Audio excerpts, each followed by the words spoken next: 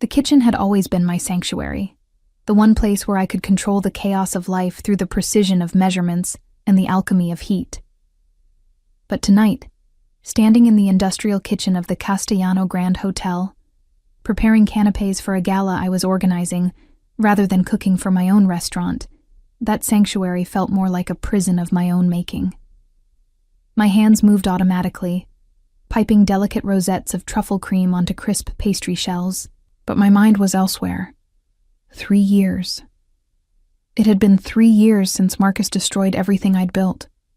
3 years since I'd walked into La Maison Rouge, my restaurant, my dream, my entire life's work, to find the locks changed and a legal notice taped to the door. Marcus had stolen my recipes, my concept, my investor contacts, and opened his own establishment across town. By the time my lawyers finished explaining how thoroughly he'd manipulated the contracts I'd signed when we were engaged, I had nothing left but debt and a reputation in tatters. "Miss Sullivan?" A voice interrupted my bitter reverie. I looked up to find one of Theo Castellano's security team standing in the doorway, his presence somehow both deferential and commanding. "Mr. Castellano requests your presence in his office before the gala begins." My stomach tightened. In the 6 months I'd worked for Castellano Events, I'd met Theodore Castellano exactly 3 times, and each encounter had left me unsettled in ways I couldn't articulate. He was younger than I'd expected for someone who controlled half of Chicago's luxury hospitality industry. Mid-30s, with dark hair that always looked like he'd been running his fingers through it, and eyes that seemed to catalog every detail about a person in seconds. There was something dangerous about him, something that made the small hairs on the back of my neck stand up whenever he looked at me, which was often and intensely. "I'm in the middle of..." I gestured at the 100 remaining canapés. "Now, Miss Sullivan." The security guard's tone left no room for argument. I wiped my hands on my apron, checked my reflection in the stainless steel refrigerator, auburn hair escaping its professional bun, a smudge of truffle cream on my cheek, and followed him through the hotel's private corridors. We took an elevator that required a keycard to a floor I'd never visited, emerging into a hallway lined with what looked like original Renaissance paintings. Theo's office was more like a penthouse apartment, with floor-to-ceiling windows offering a breathtaking view of the Chicago skyline at dusk. He stood at those windows, his back to me, wearing a tuxedo that had clearly been tailored to emphasize his broad shoulders and lean frame. When he turned, his expression was unreadable. "Tessa." My name and his voice always did something strange to my pulse. "Thank you for coming." Did I have a choice? The words came out sharper than I'd intended, born from years of being manipulated by men who smiled while they destroyed me. Something flickered in his eyes. Surprise, maybe, or approval. "You always have a choice. That's why I wanted to speak with you before tonight's event." He moved to a bar cart and poured 2 glasses of wine without asking if I wanted one. "There's someone attending tonight who I suspect will be unpleasant for you." My mouth went dry. "Who?" "Marcus Whitmore." Theo handed me a glass, his fingers brushing mine in a way that felt deliberate.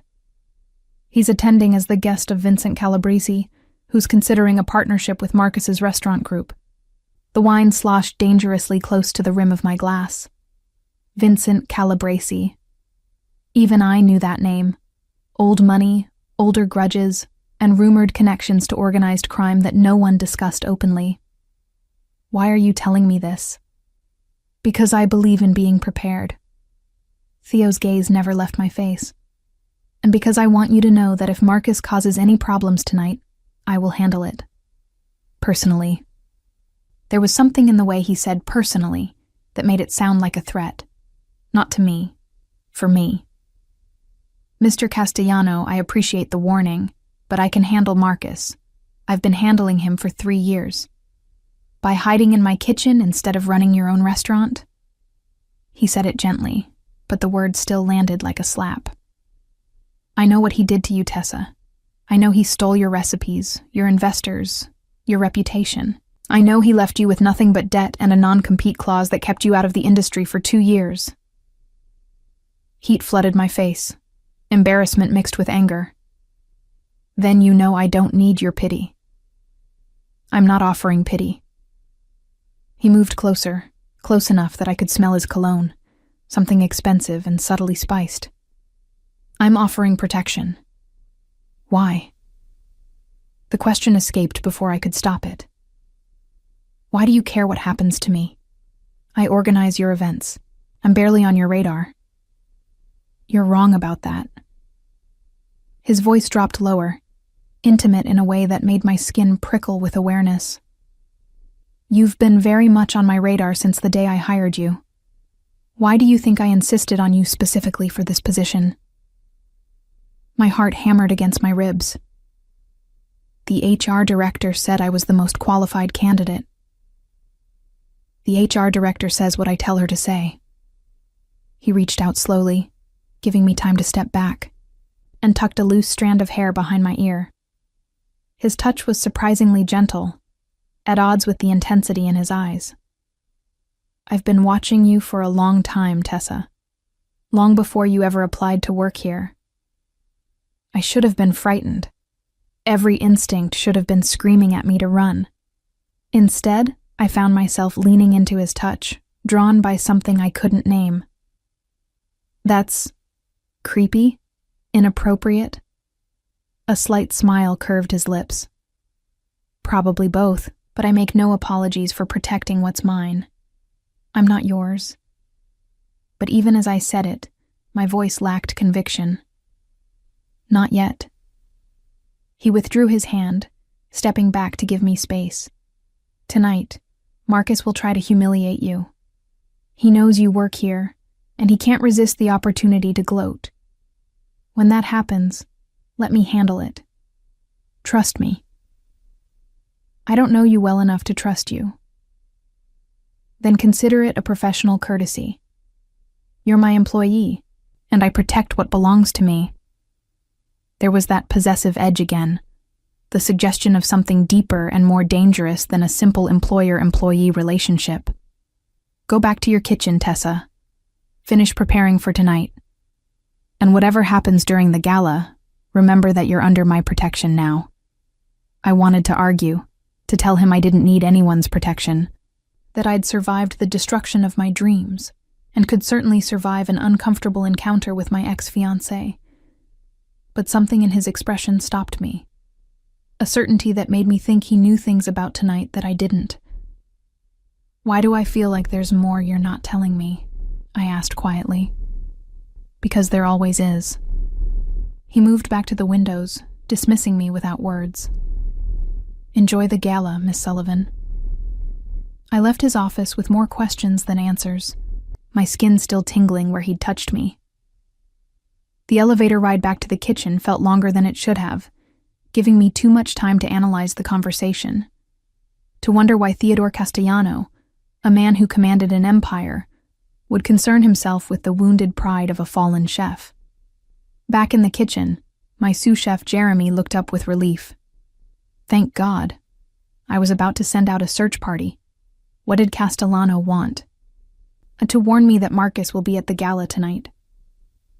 I tied my apron back on and returned to the canapes, needing the familiar ritual to steady my shaking hands. You're Marcus? The one who... That's the one. I focused on piping perfect rosettes, letting muscle memory take over. Apparently, he's partnering with some Calabrese person. Jeremy's face went pale. Vincent Calabrese? Tessa, that's not good. Why does everyone keep saying that name like it's a death sentence? He glanced around the kitchen as if checking for eavesdroppers, then lowered his voice. Because Vincent Calabrese is bad news. Old school Chicago family, if you know what I mean. The kind of people who make problems disappear. Permanently. A chill ran down my spine. And Marcus is partnering with him? Either Marcus is an idiot, or he's more dangerous than you thought. Jeremy resumed his work on the salmon tartare. Be careful tonight, okay? Stay in the kitchen. Stay out of sight. But I'd never been good at hiding. The gala began at 8, and within an hour the ballroom was filled with Chicago's elite. Old money, new money, and the kind of people who transcended such classifications entirely. I moved through the crowd with a clipboard, ensuring the catering staff maintained their precise timing, that the wine flowed freely, that every detail of the event reflected perfectly on Castellano events, and by extension, on Theo himself. I saw him across the room, surrounded by men in expensive suits, and our eyes met for a moment. He gave me an almost imperceptible nod, a reminder of his earlier promise. Then his attention returned to his conversation, and I continued my rounds. I didn't see Marcus until it was too late to avoid him. Well, well. His voice made my skin crawl. If it isn't my former protege, reduced to party planning, how the mighty have fallen. I turned slowly, giving myself time to school my expression into something neutral. Marcus looked exactly as I remembered, classically handsome in that prep school way, blonde hair perfectly styled, wearing his success like a second skin. The woman on his arm was young, beautiful, and wearing a diamond that could probably pay my rent for a year. His new fiancé, I assumed. Marcus. I kept my voice professional, distant. I didn't realize you'd expanded your thievery to include Calabresi's money. Congratulations. His smile sharpened. Still bitter, I see. I thought you'd have gotten over it by now. After all, it's been what? 3 years? Time to move on, Tessa. I have moved on. I started to walk away, but his next words stopped me cold. Have you? Because from where I'm standing, you're still playing with food, just in someone else's kitchen instead of your own. He moved closer, his voice dropping to a mock whisper loud enough for nearby guests to hear. Tell me, how much did you have to degrade yourself to get this job?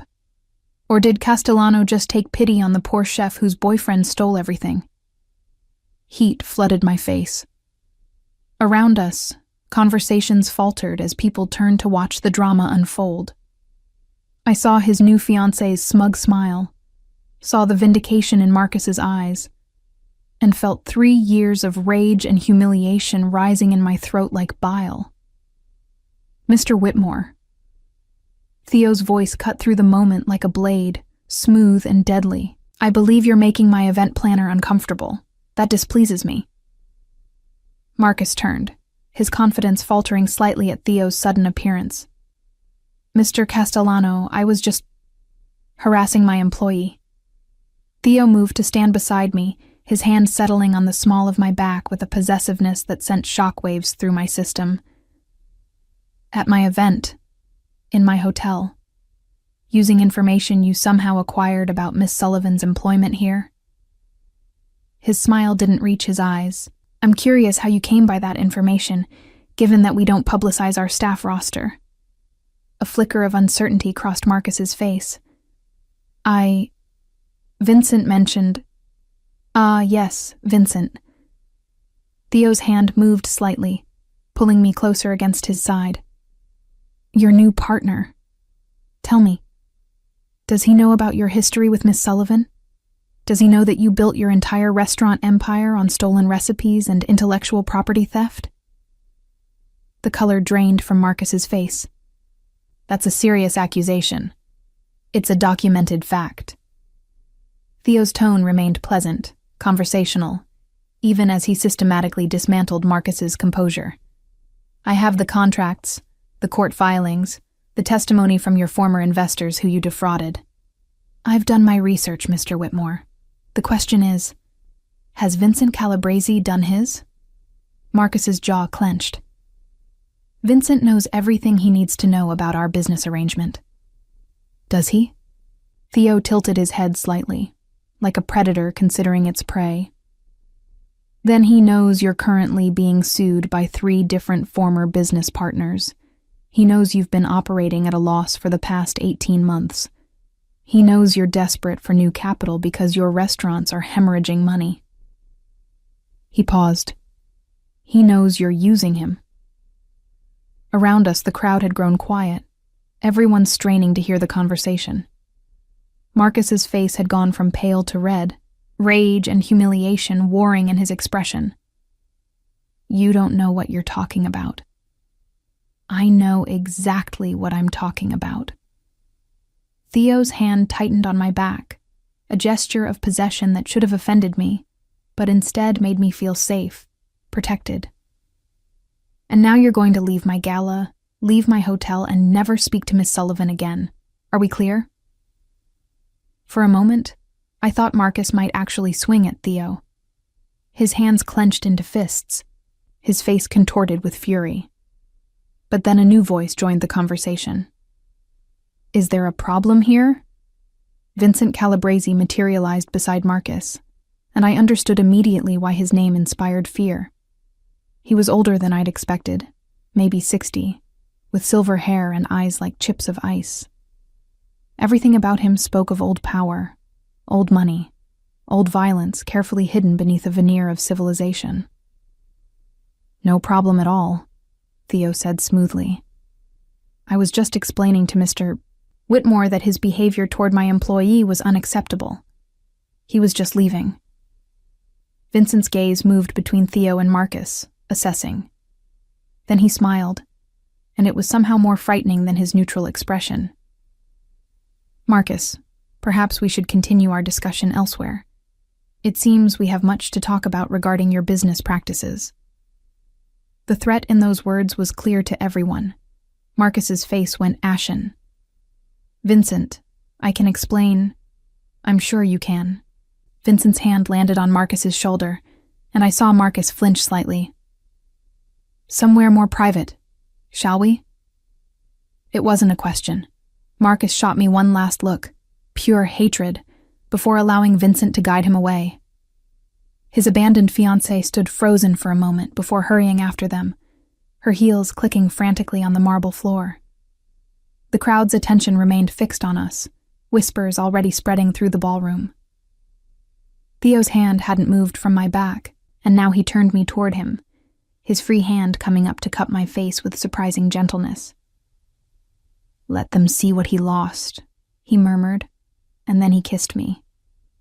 It wasn't a gentle kiss. It was possessive, claiming, designed to make a statement to everyone watching. His mouth moved against mine with a confidence that suggested he'd been thinking about this for a long time. And God help me. I kissed him back. My hands found his lapels, pulling him closer, even as my rational mind screamed that this was wrong, that he was my boss, that we were in public, that I barely knew him. But none of that mattered as much as the taste of him, the feel of his hand in my hair, the way he kissed me like I was something precious and desired and worth protecting. When he finally pulled back, his thumb brushed across my lower lip. "Tomorrow, we talk," he said quietly, for my ears only. "Tonight, let Marcus see exactly what he threw away." I nodded, speechless, as he turned and walked away, leaving me standing in the center of the ballroom with several hundred pairs of eyes on me and my lips still tingling from his kiss. Jeremy appeared at my elbow moments later, his expression caught between shock and something like admiration. "Okay. So when you said Castellano wanted to talk to you, you left out some pretty important details." I had no idea. I touched my lips, still unable to process what had just happened. That wasn't planned. Bullshit. But Jeremy was grinning. "That man has wanted you since the day you walked into this hotel. Everyone with eyes could see it. Everyone except me, apparently. I forced myself to focus on the gala, on my job, on anything other than the fact that Theodore Castellano had just kissed me in front of Chicago's elite. We need to start the dinner service. But as I returned to my duties, I couldn't shake the feeling that tonight had changed something fundamental. The way Theo had defended me, the way he'd kissed me, the way he'd seemed to know things about Marcus that he shouldn't have been able to know. It all pointed to something larger, something more dangerous than a simple workplace attraction. and when I glanced back at the spot where Marcus and Vincent had been standing, I saw Theo watching me from across the room, his expression intense and unreadable. Tomorrow, we would talk, but tonight, I had the distinct feeling that I'd just become a piece in a game I didn't understand, played by men who wielded power like weapons and protected what they claimed with ruthless efficiency. The question was, did I want to be claimed? I didn't sleep that night.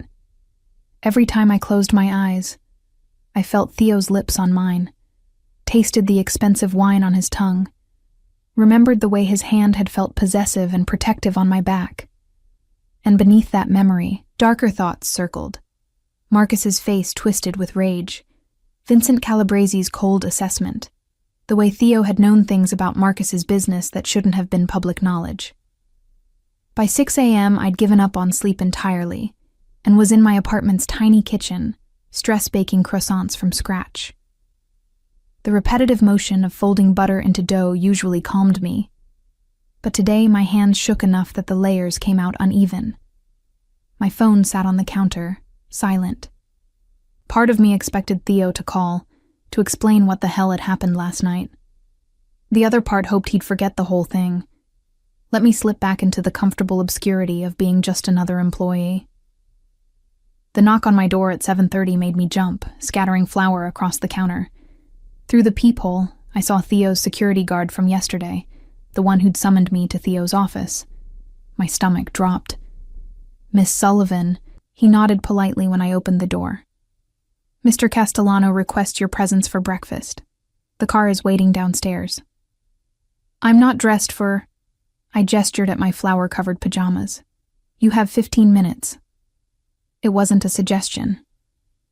20 minutes later, I emerged from my bedroom in the most professional outfit I owned. A simple navy dress and heels that pinched.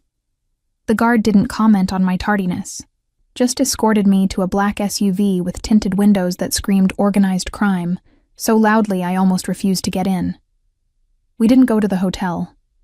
Instead, the SUV wound through Chicago's streets to a neighborhood I'd never visited, stopping in front of what looked like a converted warehouse. The guard opened my door and led me through a heavy steel entrance into a space that took my breath away. The warehouse had been transformed into a stunning loft apartment. Exposed brick walls, soaring ceilings, industrial fixtures mixed with expensive furniture. Floor-to-ceiling windows flooded the space with morning light. And in the open kitchen, because of course it had a kitchen that would make any chef weep with envy, Theo stood in jeans and a white t-shirt, making what smelled like fresh pasta. He looked up when I entered, his expression softening in a way I'd never seen before. "You came." Did I have a choice? I echoed my words from yesterday, but this time without the sharp edge. "There's always a choice, Tessa." He wiped his hands on a towel and moved toward me. "Coffee?" "Answers." I stayed by the door, needing the distance. "You said we'd talk today, so let's talk. Starting with why you kissed me in front of half of Chicago's elite last night." "Multiple reasons." He poured 2 cups of coffee with the ease of someone comfortable in his own space. The immediate reason was to send a message to Marcus and Vincent. The deeper reason is that I've wanted to kiss you for 6 months, and last night provided an excuse I couldn't resist. The casual honesty threw me. "You can't just— we work together. There are rules. I own the company. I make the rules." He held out a cup. "Cream, 2 sugars. The way you like it." I took the coffee automatically, then froze. "How do you know how I take my coffee?" "The same way I know you bake when you're stressed. That you call your sister every Sunday at 3 p.m., that you haven't been on a date since Marcus, and that you have a scar on your left shoulder from the car accident that killed your parents when you were 16. His gaze never wavered. "I told you, Tessa. I've been watching you for a long time."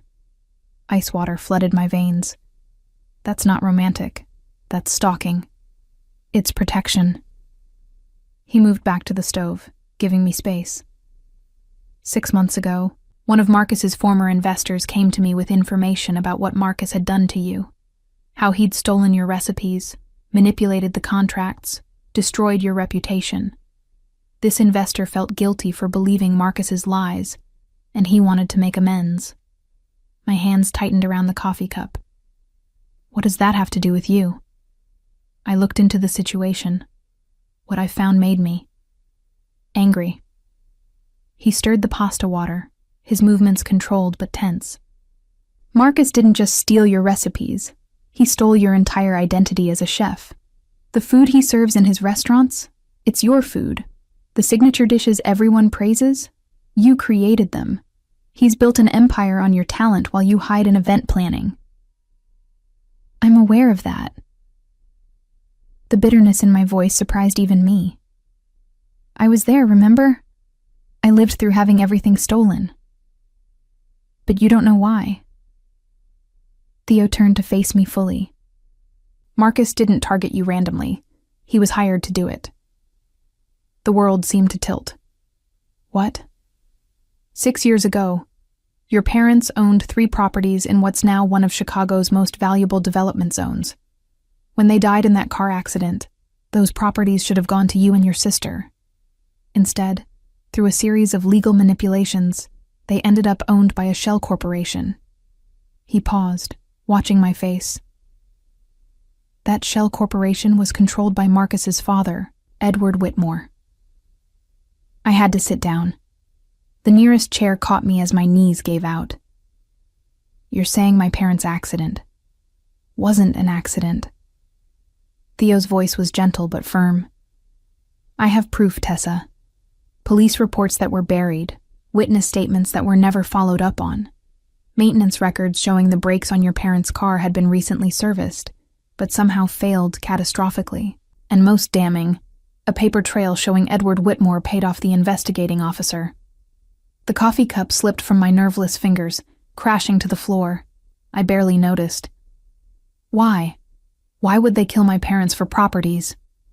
Because those properties are now worth approximately $40 million, and because Edward Whitmore is Vincent Calabresi's cousin. Theo crouched in front of me, his hands gentle on my knees. It all connects, Tessa. Your parents' deaths, Marcus targeting you specifically for a relationship, stealing your restaurant. It was all orchestrated to keep you powerless and broke, unable to investigate or fight back. Tears burned my eyes, but I wouldn't let them fall. You're telling me that the man I was going to marry helped murder my parents? I'm telling you that Marcus is a weapon his family has been using against you for years. Theo's thumbs brushed against my knees, grounding.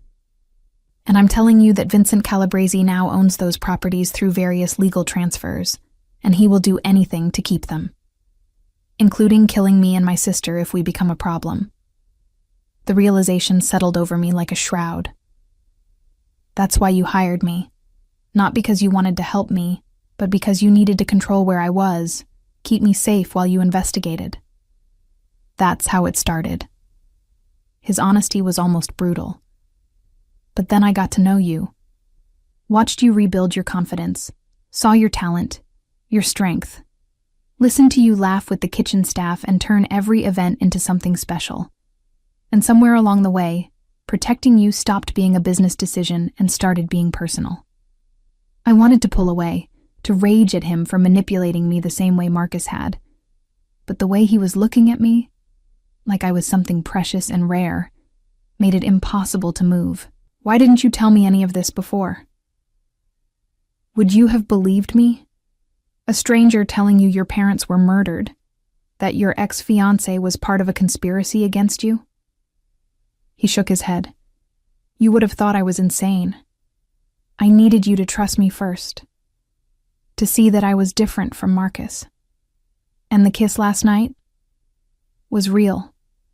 His hand came up to cup my face, thumb brushing away a tear I hadn't realized had fallen. Everything I feel for you is real, Tessa. The protection, the investigation, bringing down Marcus and Vincent, that's business. But this, he gestured between us. This is personal. My phone rang, shrill and intrusive. I fumbled it from my purse, saw my sister Lily's name on the screen. I need to answer it. Theo stood, moving back to give me privacy. Lily? My voice came out steadier than I felt. Everything okay? It's early for Tessa. Her voice was wrong, tight with fear, trying to sound calm. I'm sorry. I'm so sorry. They said if I didn't call you, they'd... My blood turned to ice. Lily, what's happening? Where are you? A new voice came on the line. Male, unfamiliar, coldly amused. Miss Sullivan, your sister is currently enjoying our hospitality. Whether she continues to enjoy it depends entirely on your cooperation. Theo was suddenly beside me, pressing a button on my phone to activate the speaker. His face had gone hard, dangerous in a way that should have frightened me. Who is this? I demanded, my chef's command voice cutting through the panic. Someone who needs your particular skills. The man chuckled. Tonight, Theodore Castellano is hosting a private dinner for certain business associates. You will be preparing that dinner personally, as his event planner and talented chef, and you will add a special ingredient to Mr. Castellano's portion. The ingredient will be provided to you this afternoon. Poison. He was asking me to poison Theo. I looked at the man standing beside me, saw the muscle ticking in his jaw, the fury banked in his eyes. And if I refuse? I already knew the answer. Then your sister's body will be found in Lake Michigan, piece by piece. We'll start with her fingers. She has such lovely hands. Would be ashamed to ruin them. The casual cruelty in his tone made my stomach heave. You have until 6 p.m. to confirm your cooperation. A package will be delivered to the hotel kitchen at 4. Follow the instructions precisely, and Lily will be returned to you unharmed after Mr. Castellano's unfortunate passing. The line went dead. For a moment, I couldn't move, couldn't breathe. Then I was on my feet, pacing, my chef's brain already working through the problem even as terror threatened to overwhelm me. I need to go to the police. They have Lily. They're going to kill her. The police can't help you. Theo's voice was harder than I'd ever heard it. Half of them are on Vincent's payroll. The other half are too afraid to act against him. If you go to the police, Lily dies. Then what do? I spun to face him, tears finally spilling over. Let them kill you? Choose between my sister and whatever this is between us. You trust me. He closed the distance between us, gripping my shoulders firmly. You let me handle this. How? How can you possibly handle this? They have Lily. My voice rose to a near scream. They want me to poison you. They're going to kill her if I don't. Tessa. He gave me a gentle shake. Look at me. Really look at me. I forced myself to meet his eyes, saw something there that stopped my spiraling panic. Not fear, not uncertainty, just cold, calculated determination. Do you know what I do? He asked quietly. Not the hotels, not the legitimate businesses. Do you know what I really am? I think I'm starting to figure it out. My voice shook. I'm the head of the Castellano family. We control shipping, construction, waste management, and several other enterprises throughout Chicago and the Midwest. We have connections in every level of government, every police department, every courthouse. His thumbs rubbed circles on my shoulders, anchoring. Vincent Calabrese has been trying to muscle into my territory for 3 years. This, kidnapping your sister, forcing you to act against me. This is his move. He thinks he's backed me into a corner. Hasn't he? I wanted to hope, but hope felt dangerous. He's given me exactly what I needed. Justification to end this war permanently. Theo pulled me closer, his forehead resting against mine. I have men tracking Lily right now. By tonight, I'll know where she's being held. And I promise you, Tessa, I will get her back. And if you can't, if something goes wrong? I gripped his shirt, needing to hold on to something solid. I can't lose her. She's all I have left. You have me. The words were simple, but the intensity behind them made my breath catch. I told you yesterday. You're under my protection now. That extends to your sister. No one touches what's mine. Ever. There was that possessive edge again, the assumption of ownership that should have infuriated me. Instead, it made me feel safe for the first time since Lily's terrified voice had come through the phone. What do you need me to do? I asked quietly. Exactly what they told you to do. At my sharp inhale, he continued quickly. You'll accept the package. You'll prepare the dinner. You'll add the poison to my food. But before you do, you'll bring the poison to me. I have contacts who can analyze it, determine what it is, and prepare an antidote. That's insane.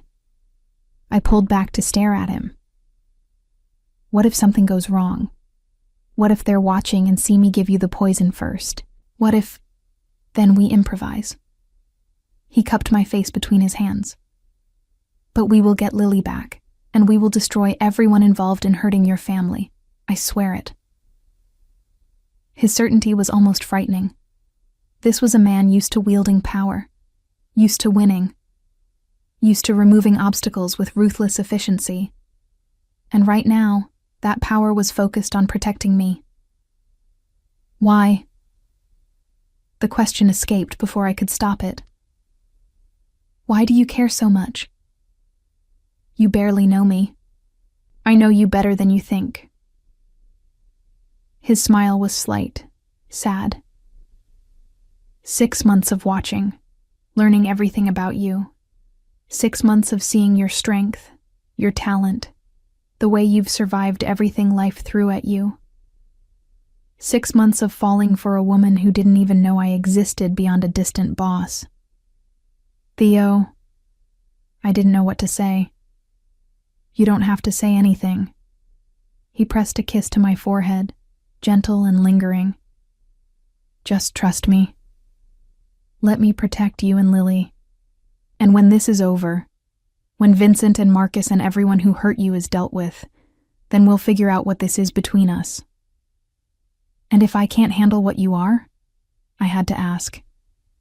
If I can't live with the violence, the crime, then I'll let you go.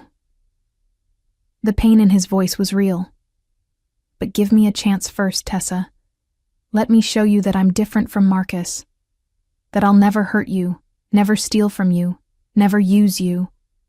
That everything I do to protect you. His phone buzzed. He checked it, his expression hardening.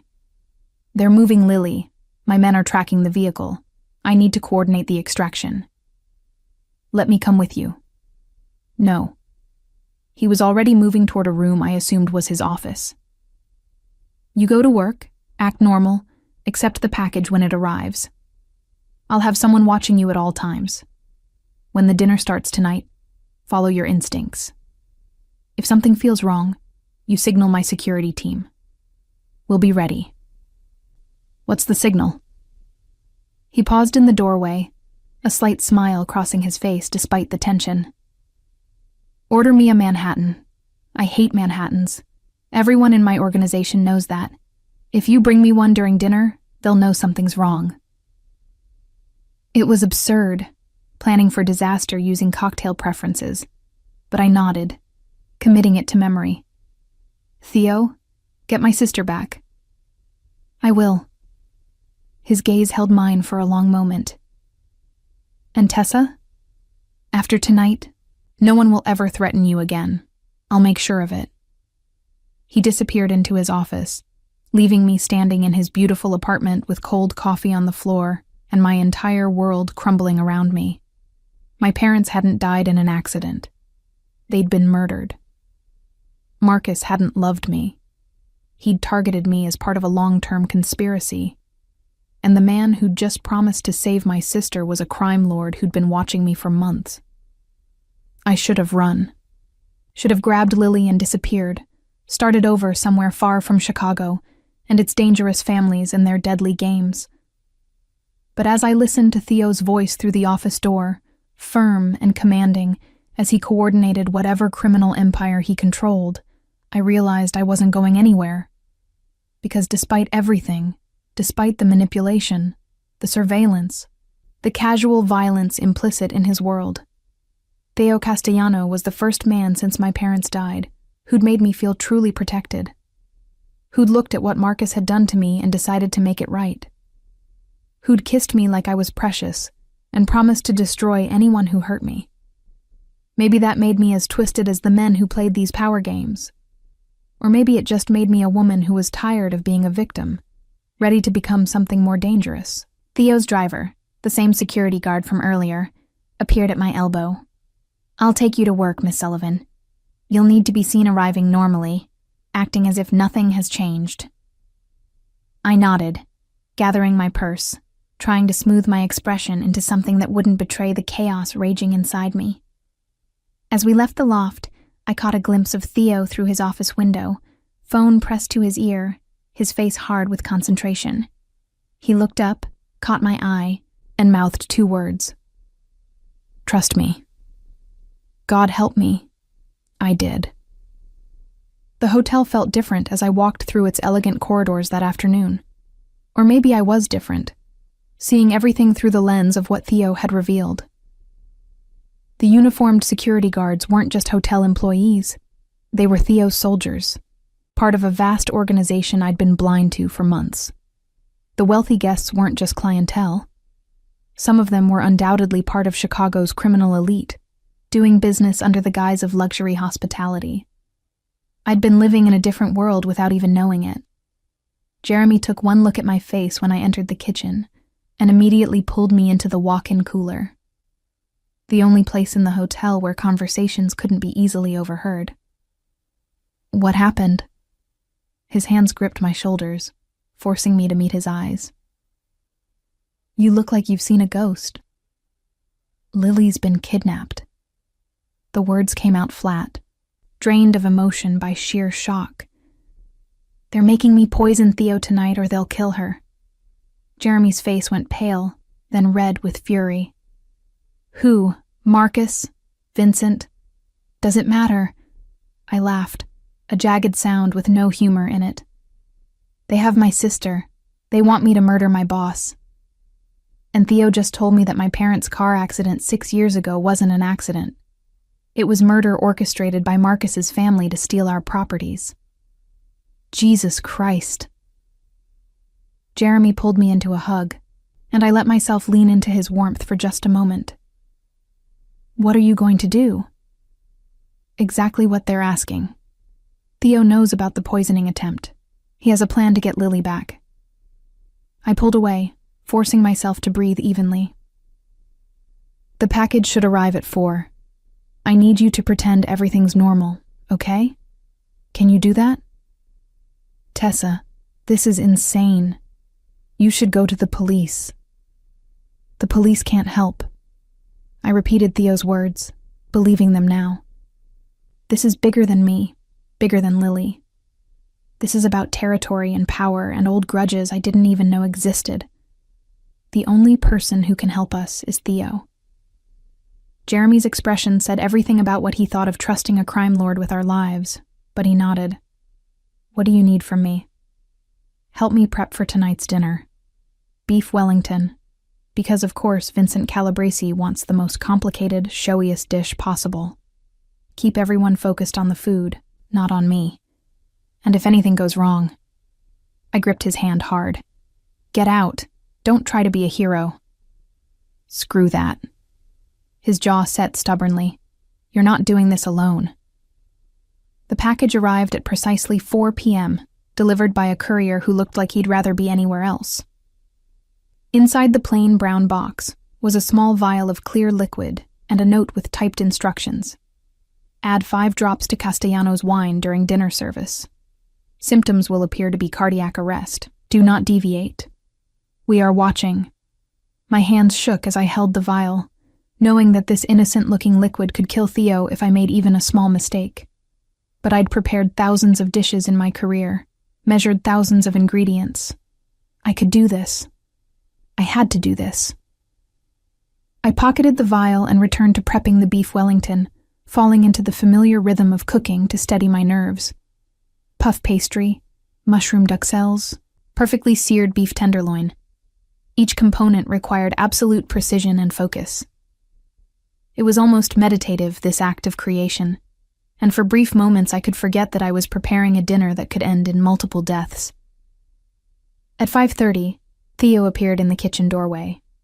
Our eyes met across the stainless steel workspace, and without a word, I excused myself to check on wine inventory in the cellar. He followed at a discreet distance. The wine cellar was cool, dim, and private. The moment the door closed behind us, Theo pulled me into his arms, and I let myself collapse against him, drawing strength from his solid presence. "Do you have it?" he asked quietly. I handed him the vial, watching as he held it up to the light, examining the clear liquid. My people analyzed a sample we acquired. It's a synthetic compound that mimics the symptoms of massive cardiac arrest. Undetectable in standard toxicology screens, lethal within 30 minutes. His voice was clinical, but his hand tightened on my waist. "There's an antidote, but it has to be administered within 10 minutes of ingestion." "How did you get a sample?" I didn't really want to know, but I asked anyway. One of Vincent's men was persuaded to share information. The casual way he said it suggested things I definitely didn't want details about. "The antidote is already in my system. I took it an hour ago as a preventative measure. So when you add this to my wine, I'll be fine. But you'll need to fake the symptoms." Understanding dawned. You'll need to pretend you're dying. For about 5 minutes, until my security team can secure Lily and neutralize Vincent's men. He tucked the vial into his jacket pocket, then cupped my face. "I need you to trust me, Tessa. Trust that I've planned for every contingency. Trust that I will get your sister back." What if they kill her the moment they think you're dead? The fear had been gnawing at me all afternoon. What if this is just an excuse to eliminate both of us? Then they've underestimated how much I care about you. His thumb brushed across my lower lip, the gesture achingly tender. "I have 30 men positioned around the building where Lily's being held. The moment Vincent gets confirmation that I'm dead, they'll extract her. She'll be safe before Vincent realizes he's been played." "And what about you? If Vincent thinks you're dying, won't he try to finish the job? I'm counting on it." Theo's smile was sharp, dangerous. "Vincent has wanted me dead for 3 years. Tonight, he'll think he finally succeeded, and he'll get sloppy. He'll reveal himself, his allies, his complete organization. And then I'll rise from the dead and destroy everything he's built." It was an audacious plan, reckless even. But watching Theo's confidence, seeing the cold calculation in his eyes, I believed he could pull it off. This was a man who'd built an empire through intelligence and ruthlessness, who'd turned legitimate businesses into fronts for a vast criminal enterprise without anyone noticing. If anyone could fake his own death and live to tell about it, it was him. What about Marcus? I had to know. Where does he fit into tonight? Marcus will be at the dinner, playing the role of Vincent's loyal partner. Theo's expression hardened. "He'll be watching you closely, waiting to see if you can go through with poisoning me. And when I collapse, he'll finally feel like he's won, like he's destroyed the last piece of your life that gave you hope. But I'll know you're alive." I gripped his lapels, needing to hold on to something real. "I'll have to watch you fake dying and pretend I don't know it's an act. Can you do that?" His question was serious, searching my face. "Can you watch me collapse? See Marcus gloat? Maintain your cover until Lily is safe?" Could I? I'd spent 3 years rebuilding myself after Marcus's betrayal, developing armor thick enough to survive in a city that had taken everything from me. But watching Theo die, even knowing it was fake, that would require a different kind of strength.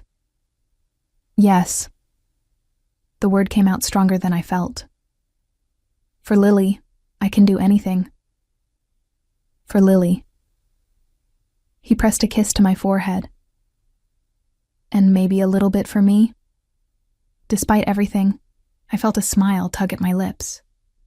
Maybe a little bit. His phone buzzed.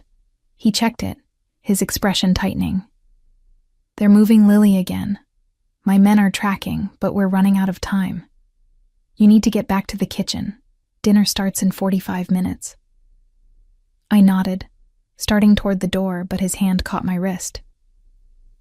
Tessa, after tonight, things are going to change. Vincent's organization will collapse. Marcus will pay for what he did to you and your family. And there will be questions about what you knew and when you knew it. Are you saying I'm going to be arrested? Fear shot through me. I'm saying that being connected to me comes with complications. His grip tightened. But it also comes with protection. After tonight, everyone in Chicago will know you're mine. That means you'll never have to fear Marcus or anyone else again. But it also means you'll be part of my world. Permanently. What if that's not what I want? I had to ask, even though I already knew my answer. Then I'll set you up anywhere in the world you want to go, with enough money to rebuild your life. His voice held no judgment, just sad acceptance. But I hope you'll stay. I hope you'll give us a chance to see what this could be. Us. The word felt dangerous and exhilarating all at once. Ask me again when Lily's safe. Fair enough. He released my wrist, but his gaze held mine. One more thing. When I collapse tonight, Vincent will likely try to get you alone, to ensure you actually poisoned me and aren't somehow involved in a counter-operation. He might threaten you, might offer you money to disappear, might even try to kill you if he thinks you're a liability. My blood ran cold. How do I protect myself? You don't. My men will protect you. He pulled a small device from his pocket. It looked like an elegant bracelet with a single diamond. Wear this. If you press the stone, it sends an immediate alert to my security team. They'll be on you in seconds. I let him fasten the bracelet around my wrist, the weight of it both comforting and terrifying. I was really doing this, really about to poison my employer, watch him fake his death, and survive whatever came after. Theo? If something goes wrong, it won't. He cut me off with another kiss, this one fierce and claiming. But if it does, know that protecting you and Lily is worth any risk. You're worth any risk. Then he was gone, leaving me alone in the wine cellar with shaking hands and a bracelet that felt like both armor and a collar. The next 45 minutes passed in a blur of controlled chaos. The beef Wellington came out perfectly. Golden puff pastry, pink beef, rich duxelles, plated with artistic precision on bone china. The wine was decanted, the table in the private dining room set with crystal and candles. Everything was perfect, elegant, exactly the kind of dinner that would be remembered. Just not for the reasons Vincent thought. I watched through the kitchen service window as the guests arrived. Vincent Calabresi, silver-haired and coldly handsome in a charcoal suit. Marcus, looking smug and viciously satisfied, his new fiancée conspicuously absent. 3 other men I didn't recognize, all with the same aura of controlled violence that hung around Vincent like expensive cologne. And Theo, appearing last, looking devastatingly handsome in a black tuxedo, his expression politely neutral as he greeted his enemies like honored guests. My hands clenched on the counter. Jeremy appeared at my elbow, his face tight with worry. Are you sure about this? No. Honesty felt safer than bravado. But what choice do I have? You could run, right now. Just leave and never look back. And abandon Lily? Abandon Theo? I shook my head. That's not who I am anymore. I'm done running from Marcus. done letting powerful men decide my fate. Tonight, I fight back. Jeremy studied me for a long moment, then nodded. Then let's make this the best damn last meal of Vincent Calabresi's career. We served the first course. Seared scallops with parsnip puree and microgreens. I watched the guests eat, saw Marcus lean over to whisper something to Vincent, both men's gazes sliding toward the kitchen where they knew I was watching. Theo caught my eye for just a moment, his expression unreadable. Second course, third course. The dinner progressed with agonizing slowness, each dish a masterpiece that I barely registered preparing. My entire being was focused on the wine service approaching with the main course, on the vial in my pocket that felt heavier with each passing minute. When the beef Wellington was plated and ready, I pulled the vial from my pocket with shaking hands. 5 drops into Theo's wine. That's all it would take. Let me do it. Jeremy reached for the vial, but I pulled back. No. If this goes wrong, I won't let you go down with me.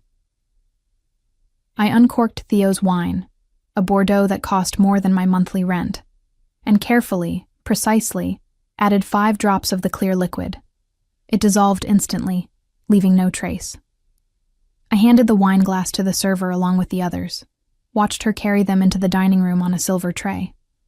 Through the window, I saw her place each glass in front of its designated guest, saw Theo lift his, swirl it professionally, inhale the bouquet. Then he drank.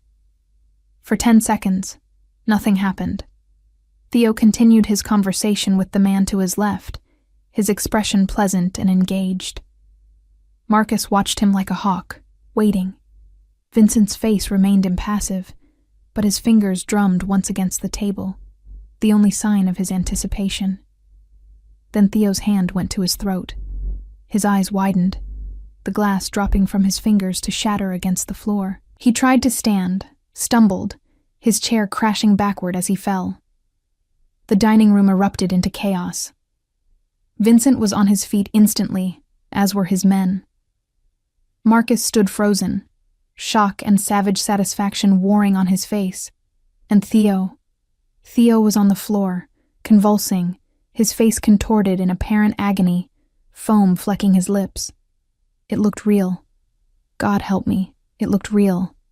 And even knowing it was an act, I felt my heart shatter watching him. One of Vincent's men, a thick-necked enforcer, pulled a gun and pointed it at Theo's writhing form. Should I finish him? No. Vincent's voice cut through the chaos. Let the poison do its work. I want to watch him die slowly. Know that his empire is about to become mine. Marcus finally found his voice. What about the chef? She did this? Vincent's cold gaze swung toward the kitchen, toward me. Bring her to me. 2 men I didn't recognize strode into my kitchen, grabbed my arms before I could react, and dragged me into the dining room. I didn't fight, couldn't afford to break character now. I kept my face blank, shocked, as if I couldn't understand what was happening.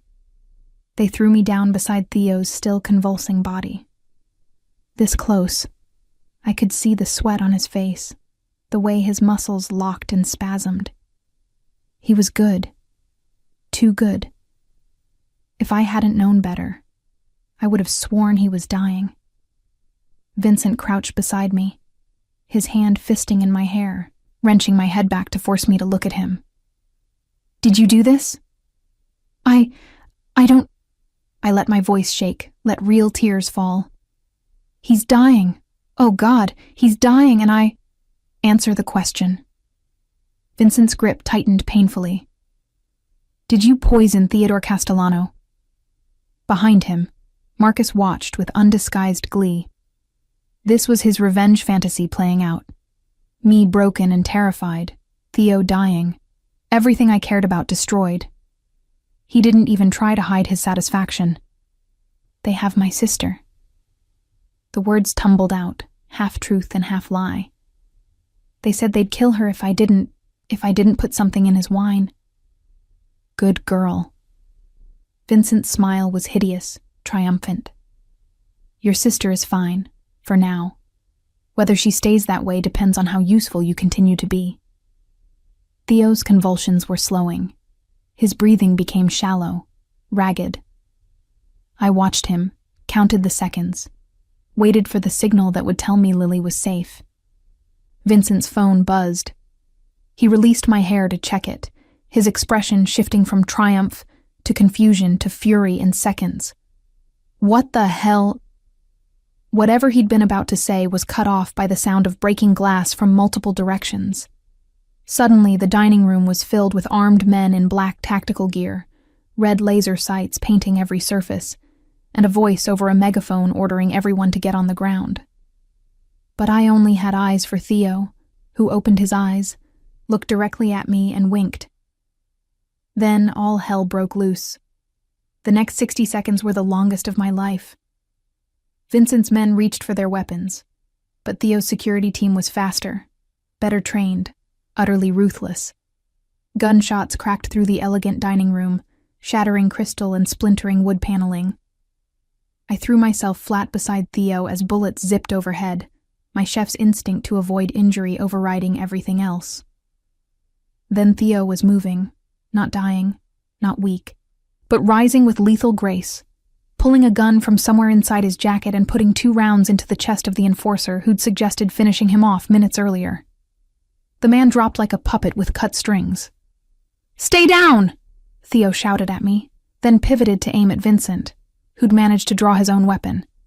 But one of Theo's men tackled Vincent before he could fire, slamming him face first into the imported Italian tile with a crunch that suggested a broken nose. Marcus tried to run. He made it 3 steps before Jeremy, my loyal, brave, utterly insane sous chef, stuck out his leg from the kitchen doorway and sent Marcus sprawling. Jeremy then proceeded to sit on him, which would have been comical if not for the violence erupting around us. The firefight lasted less than a minute. Theo's men were simply better armed, better positioned, better prepared.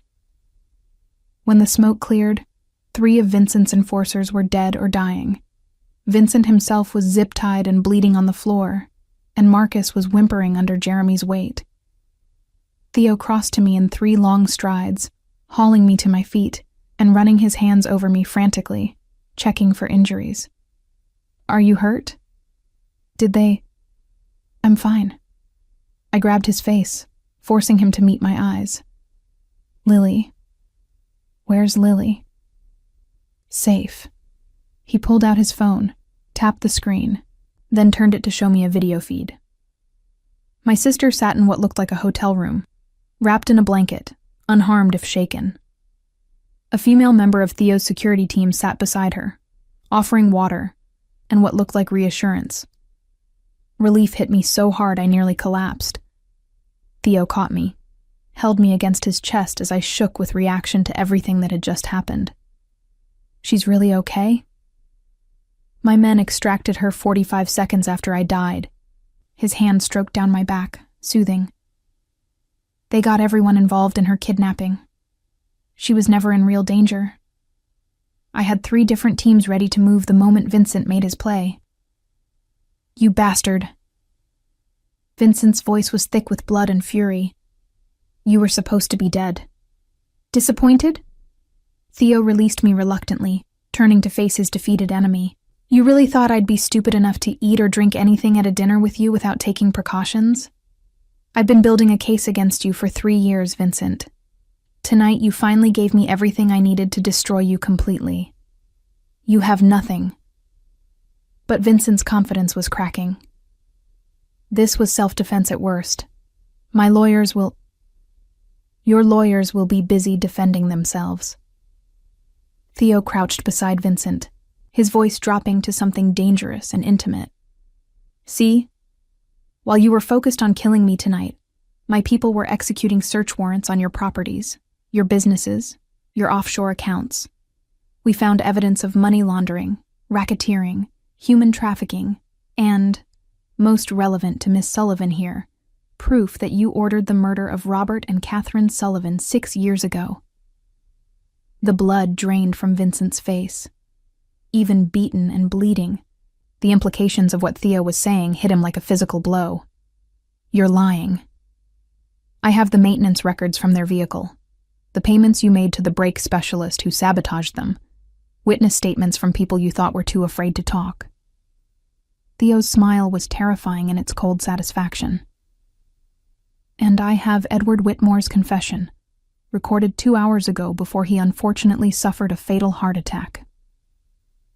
Marcus made a strangled sound. My father. You killed my father. I didn't have to. Theo didn't even look at Marcus. Once he realized how much evidence I had, he took his own life. Cowardly, but efficient. He did leave a lovely confession behind, though, naming everyone involved in the Sullivan murders, including you, Marcus. I didn't kill anyone. Marcus struggled under Jeremy's weight. I was 17 when they died. I didn't even know Tessa then. No, but you knew what your father had done when you targeted her years later. Theo finally turned to look at Marcus, and I saw murder in his eyes. You knew she was the daughter of people your family murdered, and you still seduced her, stole from her, destroyed her career. That makes you complicit. That makes you mine. Police were flooding into the room now. Real police. The kind who weren't on Vincent's payroll.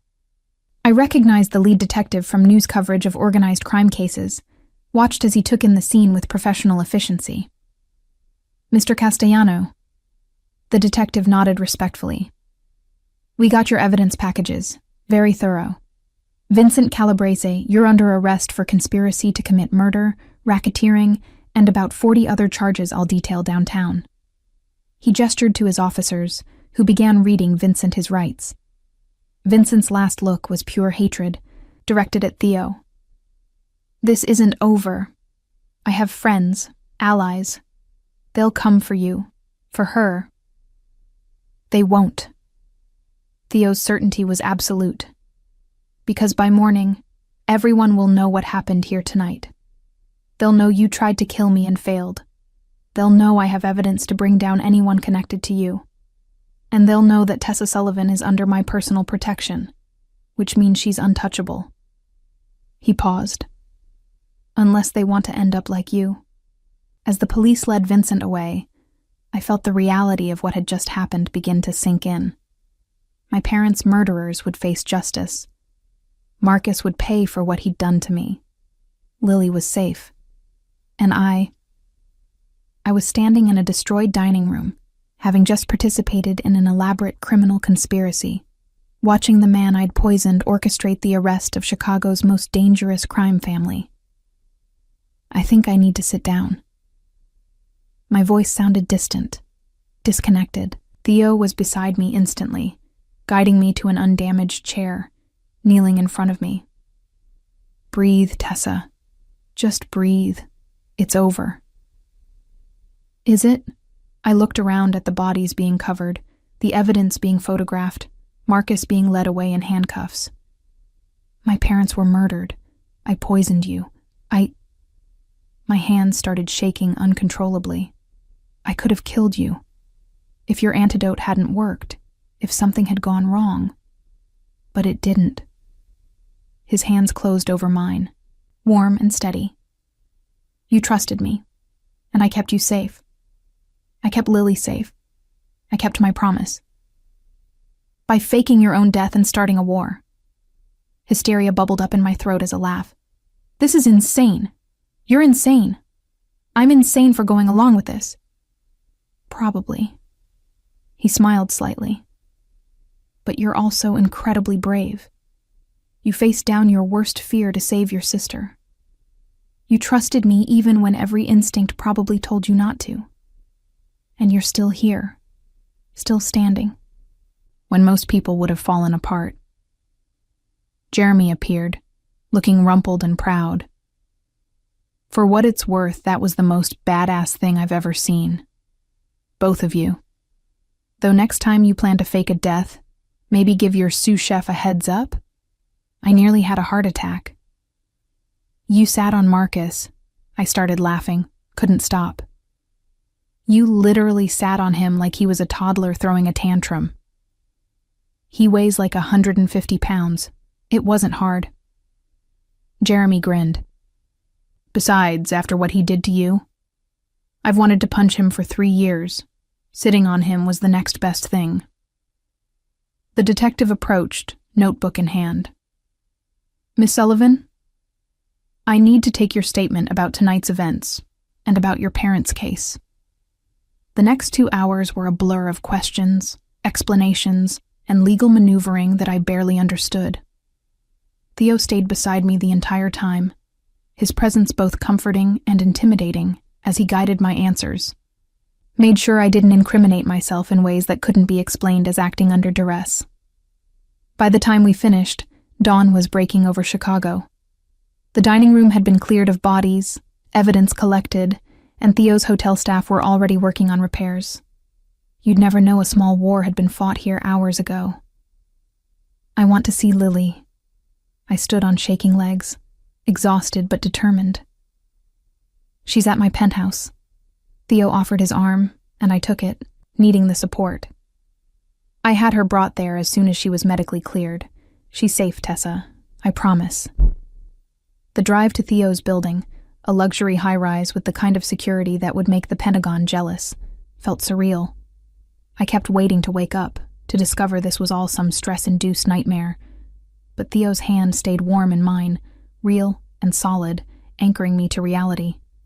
His penthouse took up the entire top floor, all glass and steel and expensive art that probably cost more than my entire life. But I barely noticed the luxury. All I saw was Lily, curled up on a massive sectional sofa, alive and whole and crying the moment she saw me. I ran to her, gathering my baby sister into my arms, both of us sobbing with relief and residual terror. She was 23, tall and beautiful, and so achingly young, and she'd been kidnapped because of a war I hadn't even known was being fought. I'm so sorry. I kissed her hair, her face, anywhere I could reach. God, Lily, I'm so sorry. This is all my fault. No. She pulled back, gripping my shoulders hard. Those men said you'd blame yourself. They said you'd feel guilty. But Tessa, you saved me. Whatever you did, however this happened, you saved me. Theo saved you. I glanced back at where he stood by the windows, giving us privacy. I did what I had to do. Lily's gaze followed mine, assessing. The scary hot mob boss? Crime lord. I don't know why I corrected her. And yes, the one who's been watching you for months? At my startled expression, she smiled shakily. His security team wasn't exactly subtle once they rescued me. They told me everything. How he's been protecting you, investigating your parents' death, planning to take down Vincent and Marcus. She paused. They also mentioned he's completely in love with you. My heart stuttered. They said that? They didn't have to. I saw how he looked at you in that video feed they showed me, when you were being questioned by Vincent. Like you were the only thing in the world that mattered. Lily squeezed my hands. Tessa, I know this is crazy and dangerous, and probably a terrible idea. But when was the last time someone looked at you like that? Like you were precious? Never. The answer was never. Marcus had looked at me like I was a possession to be acquired and then discarded. Other men had looked at me with appreciation or desire or casual interest.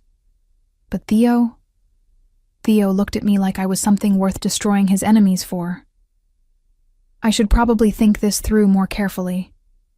I stood, aware of Theo turning from the windows as I approached. I should consider the implications, the danger, the moral complications of being involved with someone who's clearly committed multiple crimes. Probably. Theo's expression was carefully neutral, but I saw the tension in his shoulders, the hope he was trying to hide. But I'm going to kiss you instead. And I did, rising on my toes to press my lips to his, pouring all of my relief and terror and growing feelings into the contact. He responded immediately, his arms coming around me, holding me like I was something infinitely precious that he'd nearly lost. When we finally broke apart, both breathing hard, he rested his forehead against mine. I meant what I said earlier. You always have a choice. If this is too much, if you can't handle what I am. I'm a chef who just poisoned someone and survived a shootout. I smiled against his lips. I think I can handle dating a crime lord. Dating.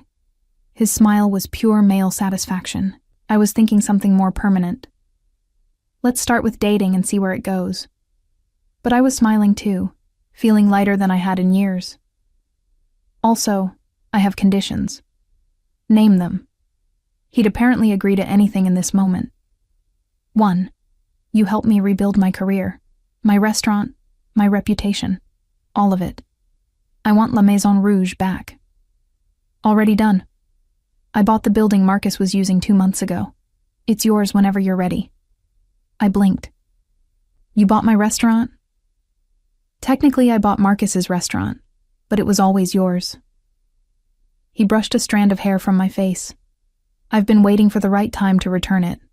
Consider it yours. Condition 2. Lily stays protected. Whatever security you've given me extends to her. Done. She'll have a protection detail whether she wants it or not. At my concerned look, he added, discreet. They'll stay out of sight unless there's danger. Condition 3. And this is the big one. I took a deep breath. I need you to go legitimate. Not overnight, not immediately, but eventually. I can't build a life with someone who might end up dead or in prison. His expression sobered.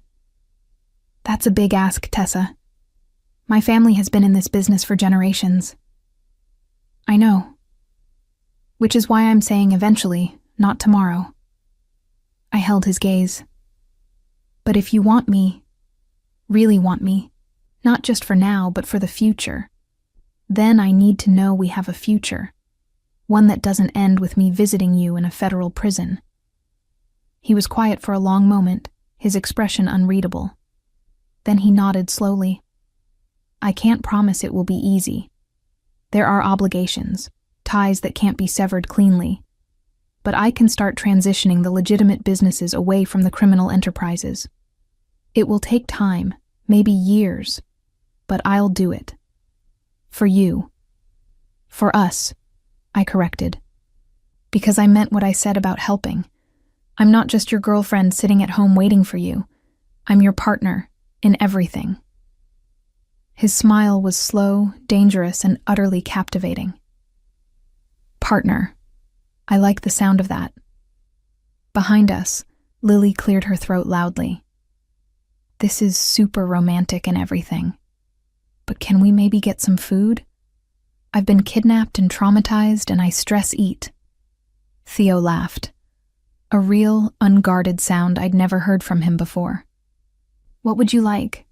I can have anything delivered. Tessa's cooking. Lily looked at me with pleading eyes. Please? Your risotto? The one with the wild mushrooms? I need comfort food made by my sister who just saved my life and took down a criminal empire. I didn't take down, I started. But Theo cut me off. Yes, you did. You were the catalyst for everything that happened tonight. Vincent underestimated you. Thought you were just a pawn. He didn't realize you were the queen. His hand found mine, squeezed. And queens don't just survive, they conquer. It was ridiculous, overdramatic, probably influenced by the adrenaline still flooding all of our systems. But standing in Theo's penthouse with my sister safe and the man who'd risked everything to protect us looking at me like I'd hung the moon, I felt something I hadn't felt in 6 years. I felt powerful. Okay. I headed toward what I assumed was the kitchen. But I'm using your ridiculously expensive ingredients, and you're going to sit there and watch me cook like normal people instead of hovering like the overprotective crime lord you are. I make no promises. But he followed me, and when I found his kitchen, which was even more spectacular than the one in his loft, he settled onto a bar stool and watched me work with an expression of profound contentment. Lily joined him, and for the next hour, I cooked for the two people I loved most in the world, using the skills my parents had taught me, in the city that had tried to destroy me, under the protection of a man who'd declared war on my enemies. It should have felt surreal. Instead, it felt like coming home. The sun was fully up by the time we finished eating, Chicago's skyline glittering in the morning light like a promise of better things to come. Lily had finally crashed on Theo's guest bed, emotionally and physically exhausted, leaving Theo and me alone in his living room with cold coffee and the comfortable silence of people who'd survived something momentous together. "What happens now?" I asked, curled into the corner of his sectional sofa, wearing one of his t-shirts because my clothes from last night were covered in splattered sauce and the memory of violence. "Now?" Theo sat beside me, close enough that our thighs touched. "Now we rebuild. Your restaurant, your reputation, your life. Vincent's empire gets dismantled piece by piece. Marcus goes to prison for conspiracy to commit fraud, theft of intellectual property, and being an accessory after the fact to your parents' murders. Will it stick?" I'd seen enough crime shows to know that rich men with good lawyers often walked. It will stick.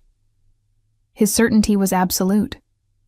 I have prosecutors who owe me favors, judges who understand the value of my cooperation, and enough evidence to put Marcus away for 20 years minimum. He'll die in prison, Tessa. I'll make sure of it. I should have been horrified by his casual promise of destruction. Instead, I felt only grim satisfaction. Good. As for your parents' case, that's trickier. Edward Whitmore is dead. Vincent will likely make a deal to testify against his remaining allies. But there are still loose ends. People who helped, who covered up evidence, who profited from your parents' deaths. He took my hand, his thumb tracing circles on my palm. "I'll find every single one of them, and I'll make them pay." "Legally?" I had to ask. "Mostly." His smile was wry. "I meant what I said about going legitimate eventually. But that doesn't mean I won't use every tool at my disposal, legal and otherwise, to get justice for you." We sat in silence for a moment, and I thought about my parents. I'd spent 6 years believing their deaths were a tragic accident, mourning them but accepting that sometimes bad things happen to good people. Knowing the truth, that they'd been murdered, that their deaths were orchestrated by people who saw them as obstacles to profit, changed everything. It made my grief sharper, more complicated, tangled up with rage and the need for revenge I'd never allowed myself to feel before. "Tell me about them." Theo's quiet request interrupted my dark thoughts. "Your parents. I know the facts from my investigation, but I don't know who they were." I smiled, remembering. My dad was a dreamer. He owned 3 small commercial properties and thought he could turn them into something special. Artist studios, community spaces, places that would revitalize the neighborhood. My mom was the practical one, always doing the math, making sure his dreams had foundations in reality. I swallowed past the lump in my throat. They loved cooking. That's where I got it. Sunday dinners were sacred in our house. Everyone gathered, everyone contributed to the meal. My dad would make these elaborate French dishes he'd learned from some chef he befriended. My mom would roll her eyes but perfect his techniques. And Lily and I would just watch and learn and feel loved. They sound wonderful. Theo's hand tightened on mine. They were, and Marcus's family took them from us for property that wasn't even worth that much at the time. Bitterness crept into my voice. $40 million now, but back then, maybe $5 million total. They murdered 2 people for $5 million. People like Vincent and Edward don't see it that way. Theo's voice was hard. They see opportunities and obstacles. Your parents were obstacles, so they were removed. It's how they operate. No emotion, no guilt, just cold calculation. Is that how you operate? I needed to know. When you make decisions about your business, Your empire. Do you see people as obstacles? He was quiet for a long moment, considering the question with the seriousness it deserved. Sometimes. Not people like you or Lily or the innocents caught up in this world. But my enemies? The people who threaten what's mine? Yes. I see them as problems to be solved. He turned to face me fully. I'm not a good man, Tessa. I've done things, ordered things, that would make you sick if you knew the details. I've hurt people, destroyed lives, used violence to maintain power. I won't lie to you about that. But you're trying to change. I held his gaze. That's what you promised me, that you'd transition to legitimate business eventually. I will, because you're right. This life has an expiration date. Either I transition out voluntarily, or I end up dead or in prison like Vincent. He reached up to cup my face. But Tessa, you need to understand something. Going legitimate doesn't mean becoming harmless. I'll still have power, still have connections, still be someone people fear. That's not something I can just turn off. I'm not asking you to be someone you're not. I leaned into his touch. I'm asking you to be someone who builds things instead of breaking them. Someone who protects people instead of hurting them. Someone who uses power for more than just accumulating more power. Like helping a talented chef rebuild her stolen restaurant? His smile was slight. Like that. I smiled back. And maybe using your shipping empire for legitimate trade. And your construction company for actual construction projects. And your waste management business for... Actually, that one's mostly legitimate. He looked almost offended. We really do dispose of waste properly. Oh, well, then you're practically a saint. I was teasing now, feeling lighter despite the heavy conversation. A mob boss who believes in proper waste disposal. How civic-minded. Crime lord, he corrected with a grin. And yes, I believe in proper waste disposal. Also recycling. I'm very environmentally conscious. I started laughing. Real laughter that shook my whole body and brought tears to my eyes. It was absurd, sitting here discussing environmental consciousness with a man who'd orchestrated his own fake death last night. But somehow it was also perfect. This moment of normalcy amidst the chaos. When I finally caught my breath, I found Theo watching me with an expression so tender it made my heart ache. What? I love your laugh. He said it simply, like it was an obvious fact. I've been trying to make you laugh for 6 months, watching you work, seeing glimpses of the joy underneath the armor you wear. But you were always too guarded, too hurt. Hearing you laugh now, really laugh, feels like a gift. Theo. I didn't know what to say to that. The intensity of his feelings should have scared me. But instead, it made me feel cherished in a way I'd never experienced before. I know it's too soon to say certain things. He continued before I could respond. I know you need time to process everything that's happened, to figure out if you can really be with someone like me. But I want you to know, I'm patient. I'll wait as long as you need, and in the meantime, I'll prove to you every single day that I'm worth the risk. My phone buzzed, breaking the moment. I checked it and felt my stomach drop. 47 missed calls, 163 text messages, and my social media was apparently exploding. Oh God. What? Theo leaned over to look at my screen, then cursed. The story broke. Someone, probably one of the police officers or hotel staff, had leaked what happened last night. The headlines were sensational. Chicago crime boss survives assassination attempt. Calabrese empire crumbles. Chef caught in mob war. And there, in several articles, was my name, my photo from the hotel website, speculation about my relationship with Theo. They're calling me your girlfriend. I scrolled through article after article, each one more invasive than the last. They found my old restaurant, Marcus's theft, our history. They're digging up everything. I can shut this down. Theo was already pulling out his phone. I have people who can manage the narrative. Make sure. No, I surprised myself with the firmness of my voice. Let them talk. Let them know what Marcus did, what Vincent did. Let the truth come out. Tessa, the attention will be intense. Reporters, paparazzi, people picking apart your entire life. Good. I stood, pacing to the windows, looking out at the city that had tried to break me. For 3 years I've been hiding, playing it safe, staying small, letting Marcus win because I was too afraid to fight back. But I'm done with that. If people want to talk about me, let them talk about how I survived, how I rebuilt, how I refused to stay a victim.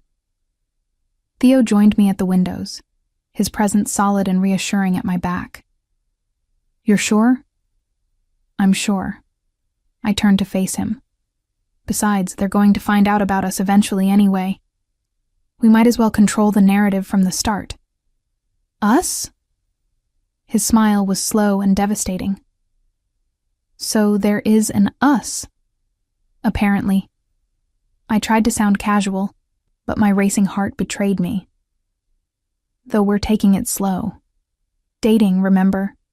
Not whatever this intense, possessive, you're mine thing is that you keep doing. I'll try to dial it back.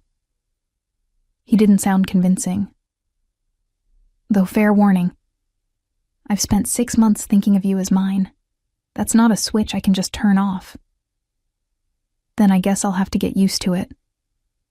I surprised us both by stepping closer, wrapping my arms around his waist. Because apparently I like the intense, possessive thing more than I should. His arms came around me, holding me against his chest. And for a moment, we just stood there, 2 people who'd survived the night finding comfort in each other's presence. Outside, Chicago continued its morning routine, unaware of the seismic shifts in its criminal underworld, the fall of an empire, the rise of something new. My phone buzzed again, this time with a call from a number I recognized. My former landlord from La Maison Rouge. Miss Sullivan? His voice was obsequious, nervous. I heard about what happened last night. Terrible business, just terrible. But I wanted you to know. The building is available if you want it back. I'd be happy to work out very favorable lease terms. Not necessary. I kept my voice professional, cool. Mr. Castellano already acquired the property. I'll be reopening soon. Oh. His tone shifted to relieved. That's wonderful news. Please let me know if you need anything. I hung up without responding, then looked at Theo. You really bought my restaurant? I really did. 2 months ago, when Marcus's financial troubles became public knowledge. I knew he'd have to sell assets, so I made sure I was the buyer. He seemed almost shy about it. I was going to give it to you for your birthday next month. Surprise. My birthday isn't for 3 months. I would have waited. He shrugged, but then Vincent forced my hand with his assassination attempt, and the timeline moved up. I shook my head, overwhelmed by the casual way he talked about buying buildings and surviving assassinations. This is going to take some getting used to. We have time. He pressed a kiss to my forehead. All the time you need. Lily emerged from the guest room then, looking rumpled and vulnerable in borrowed clothes. Are you two done being disgustingly romantic? Because I'm starving again. And apparently, Theo's kitchen has ingredients for actual crepes, which seems like a crime not to use. Since when do you make crepes? I asked. Since never, which is why you're going to teach me. She grinned, some of her natural spark returning. Consider it therapy. We'll cook, and you'll tell me all about how you poisoned a crime lord and lived to brag about it. So we did. I taught my sister how to make perfect crepes while Theo watched and worked on damage control via phone and laptop, managing the fallout from last night with the same efficient ruthlessness he applied to everything. Lily asked 1,000 questions, some serious, some teasing, all of them helping to process the trauma of the past 24 hours. And slowly, the fog of shock began to lift. I was alive. Lily was safe. My parents' murderers would face justice. And I had a chance to rebuild everything Marcus had stolen from me. My restaurant, my reputation, my life. By noon, Theo's PR team had crafted a statement. I was a victim who'd been coerced into participating in an assassination attempt, protected by Theo when the situation became dangerous, and now recovering under his personal security. The statement positioned me as sympathetic rather than complicit, focusing on my survival rather than my actions. Will this work? I asked as we reviewed the press release. It's already working. Theo showed me his laptop, where social media sentiment had shifted from sensational speculation to widespread support. Apparently, the story of a chef whose restaurant was stolen, whose parents were murdered, forced into a mob war resonated with people. I was being called brave, strong, a survivor. It felt strange, being the center of so much attention. But maybe Theo was right. Maybe I was done hiding. When can I reopen La Maison Rouge? The question surprised even me. I'd expected to need more time to recover, to process. But the thought of my restaurant, my kitchen, my space, called to me like home. Whenever you're ready. Theo's smile was proud. The building needs some updates, new equipment, proper licensing. Give me 2 weeks to handle the details, and you can start hiring staff. 2 weeks. In 2 weeks, I could begin rebuilding the dream Marcus had stolen. The thought filled me with an energy I hadn't felt in years. I want Jeremy as my sous chef. I started planning immediately, my mind spinning with menus and designs and possibilities. And I want to expand the concept. Not just French cuisine, but a fusion of techniques I've learned in the past 3 years. Something that represents who I am now, not who I was when Marcus knew me. Whatever you want. Theo's hand found mine. It's your restaurant, Tessa. Your vision. I'm just providing the building and the capital. And the security? I raised an eyebrow. Because I'm guessing you'll insist on that. Absolutely. He was unapologetic. At least until we're certain all of Vincent's allies have been neutralized. After that, we can reassess. I can live with that. I squeezed his hand. Thank you. For everything. For protecting Lily. For getting justice for my parents. For giving me back my dream. You don't need to thank me. His voice was quiet, intense. Protecting you isn't a favor. It's not a transaction. It's what I do because you're... He paused, searching for words. Because you matter. More than anything. Lily made a gagging sound from across the kitchen. Okay, seriously, the romance is getting to be a bit much. Can we maybe watch a movie or something? Something violent to balance out all this feelings talk? We did. We spent the afternoon on Theo's ridiculously comfortable sectional, watching action movies and eating too much food, letting the normalcy of the moment heal some of the trauma from the night before. And when Lily finally fell asleep between us, exhausted by everything she'd been through, Theo and I sat in comfortable silence, our hands linked over her sleeping form. This could be our life. Theo said it quietly, not wanting to wake Lily. Quiet moments, normal days, building something together instead of just surviving. Is that what you want? I studied his profile in the dimming afternoon light, because you don't seem like a quiet moments kind of person. I wasn't, before you. He turned to meet my gaze. But watching you cook, hearing you laugh, seeing you with your sister, I'm starting to understand what I've been missing, what all the power and money and control can't give me. And what's that? Home. The single word held so much weight. You feel like home, Tessa. And I didn't even know I was looking for that until I found you. I should have been overwhelmed. This was too much, too fast. too intense. But somehow, with Theo, it felt right. Like we'd been building toward this moment for longer than 6 months. Like some part of me had been waiting for someone who would fight for me the way he had. "Ask me again," I whispered. "Ask you what?" "If I'll stay. If I'll give us a real chance. Ask me again." His eyes darkened with understanding. "Will you stay, Tessa? Will you let me prove that I can be what you need? Will you give me the chance to build something real with you?" "Yes." The word came easily, naturally. "But I have one more condition." "Name it." "When you transition to legitimate business, I want to be part of it. Not just your girlfriend watching from the sidelines, but your partner helping to build the new empire." I held his gaze. "I want to use my restaurant as the foundation. Expand into a restaurant group. Create a legitimate hospitality empire that can rival anything Vincent had. I want to show Chicago that the Sullivans didn't just survive. We thrived." His smile was fierce and proud. "Done. We'll build it together.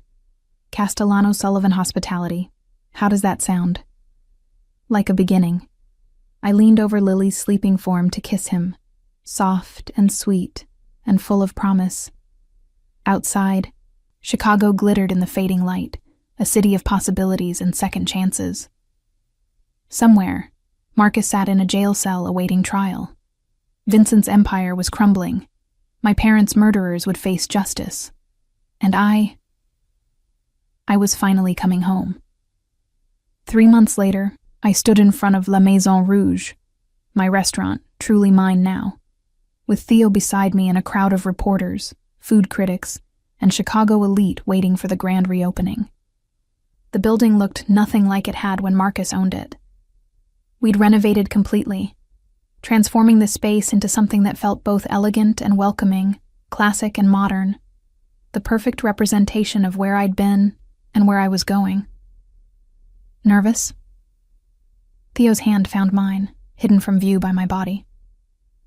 "Terrified," I admitted. "What if they hate it?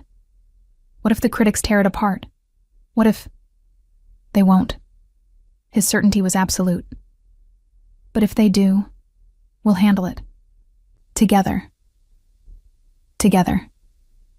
That word had become our foundation over the past 3 months. Together, we'd navigated the media frenzy surrounding Vincent's arrest and trial.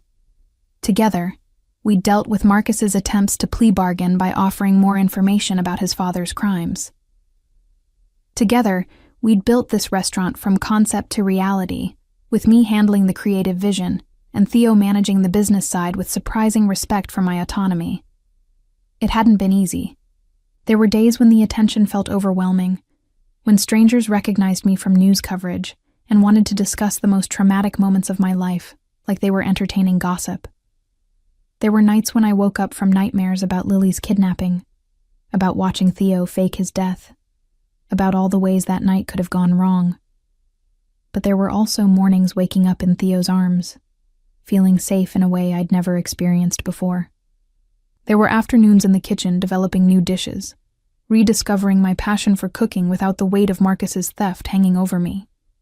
There were evenings with Lily, who'd moved into Theo's building 2 floors down and was thriving under the security and support of our strange new family. "Ready?" Jeremy appeared beside me, wearing the chef's whites of my new sous chef, grinning like we'd already won. "Because that crowd looks hungry, and we've got about 30 reservations in the next hour." I took a deep breath, squeezed Theo's hand once more, and stepped forward to address the crowd. "Thank you all for coming tonight. La Maison Rouge has always been more than just a restaurant to me. It's been a dream, a passion, a part of my identity. When I lost it 3 years ago, I thought that dream was dead." I paused, meeting the eyes of the people gathered. But dreams don't die easily. They hibernate, waiting for the right moment to bloom again. Tonight is that moment. The applause was polite, expectant. I cut the ribbon with oversized scissors that Jeremy had insisted were Instagram-worthy.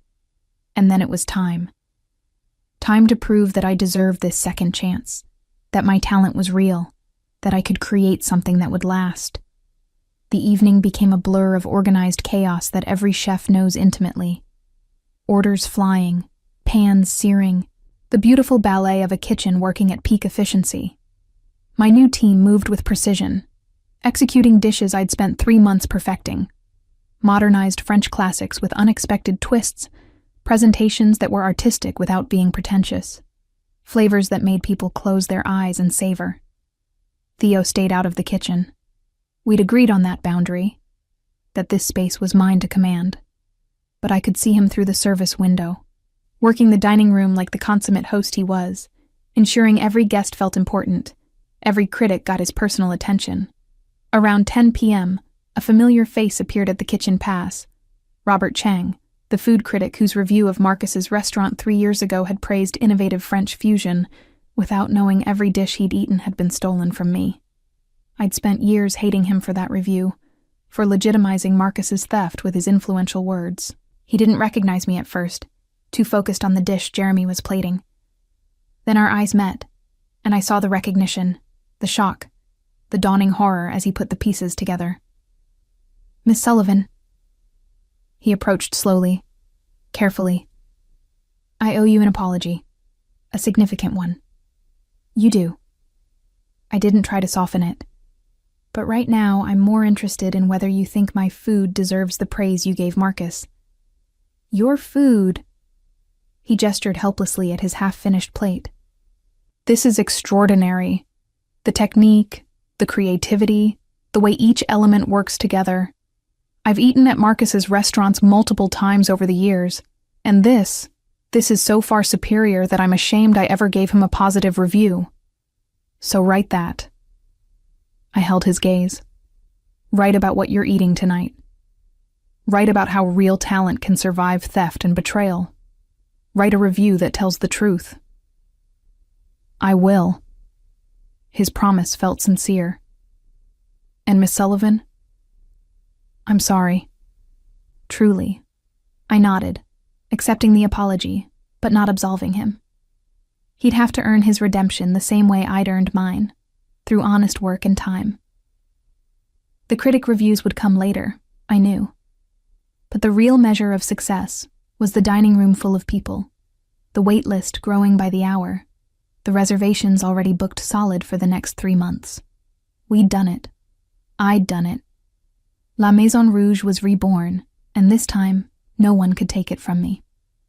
By midnight, the last guests had departed, the kitchen was cleaned, and my exhausted staff had gone home with praise and bonuses that made them smile despite their fatigue. Only Jeremy remained, sharing a bottle of champagne with me and Theo in the quiet dining room. "To La Maison Rouge." Jeremy raised his glass. "And to never sitting on Marcus again, because once was enough for a lifetime." We laughed, drank, and I let myself feel the full weight of what we'd accomplished. This was mine. Built with my talent, my vision, my determination. No one could steal this. No one could claim they'd created it. This success was entirely, authentically mine. "I have something for you," Theo said, when Jeremy finally left, producing a small velvet box from his jacket pocket. My heart jumped. "Theo, if that's what I think it is, it's not."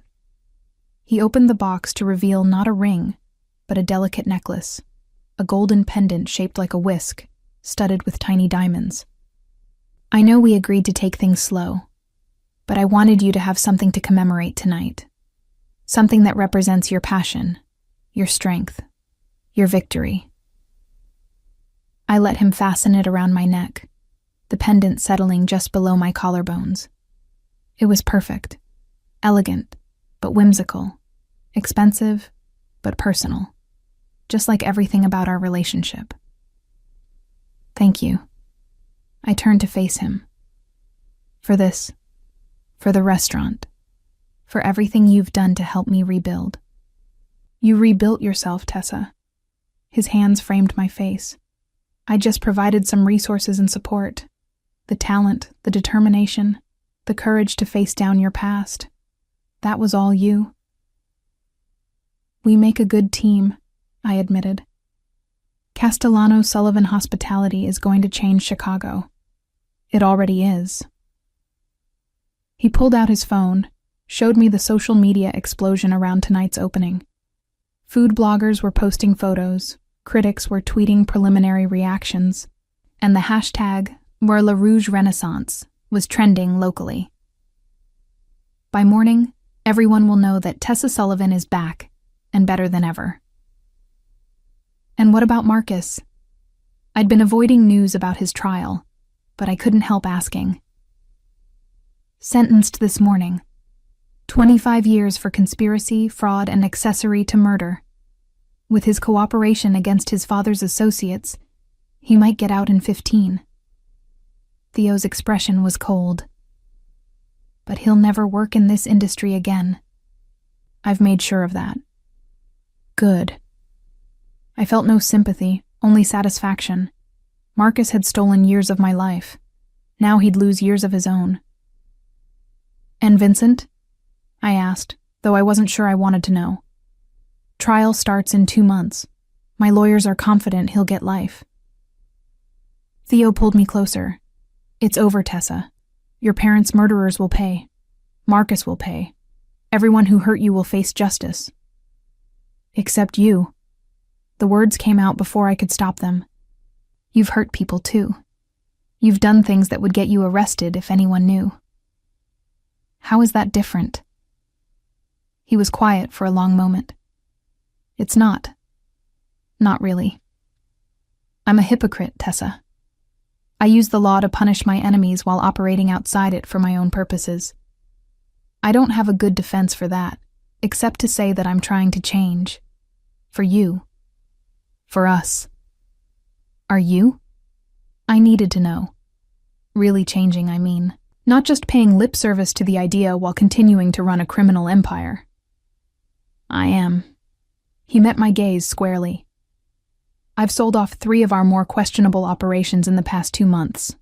The gambling, the loan sharking, the protection rackets, all gone. I kept the legitimate businesses and the ones that can be made legitimate with time and proper management. It's cost me allies, pissed off people who depended on those revenue streams. But I'm doing it anyway because you were right. This life has an expiration date, and I'd rather choose my ending than have it chosen for me. How long? I asked. Until you're completely legitimate? 2 years, maybe 3. There are contracts to fulfill, relationships to carefully disentangle, people who need to be compensated or persuaded or occasionally threatened into accepting the new reality. He was honest with me, brutally so.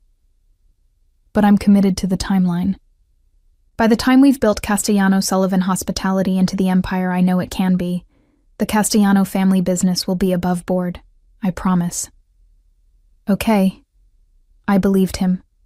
More than that, I was willing to wait, to support him through the transition, to be his partner in building something better. 2 years. I can work with that. In the meantime. He pulled another box from his pocket, this one larger. I thought we could start planning. This box held a ring. A spectacular diamond set in platinum, surrounded by smaller stones that caught the light like stars.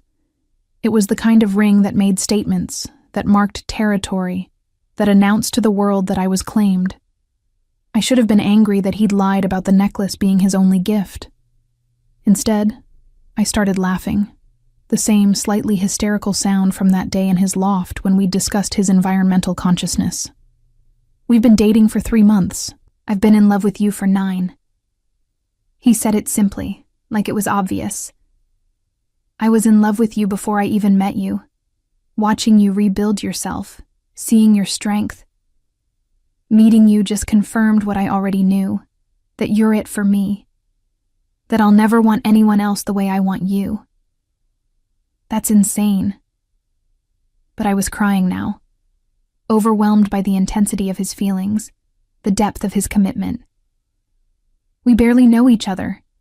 I know that you stress bake croissants, that you call your sister every Sunday at 3 p.m., that you hum while you cook and get a tiny wrinkle between your eyebrows when you're focusing on a difficult technique. He wiped away my tears gently.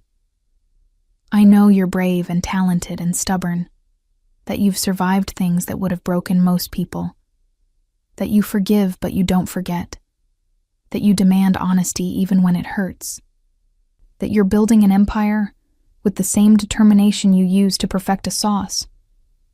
Theo, I know it's too soon. I know I'm pushing. He took my hand, slid the ring onto my finger without asking permission, because of course he did. But I also know that I'm not letting you go, ever.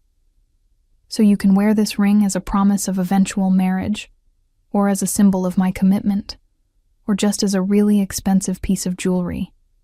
I don't care, but I need you to know that I'm all in. Tessa. Completely, irrevocably, permanently in. The ring fit perfectly. Of course it did. He'd probably measured one of my other rings while I slept. The thought should have creeped me out, but instead, it made me smile through my tears.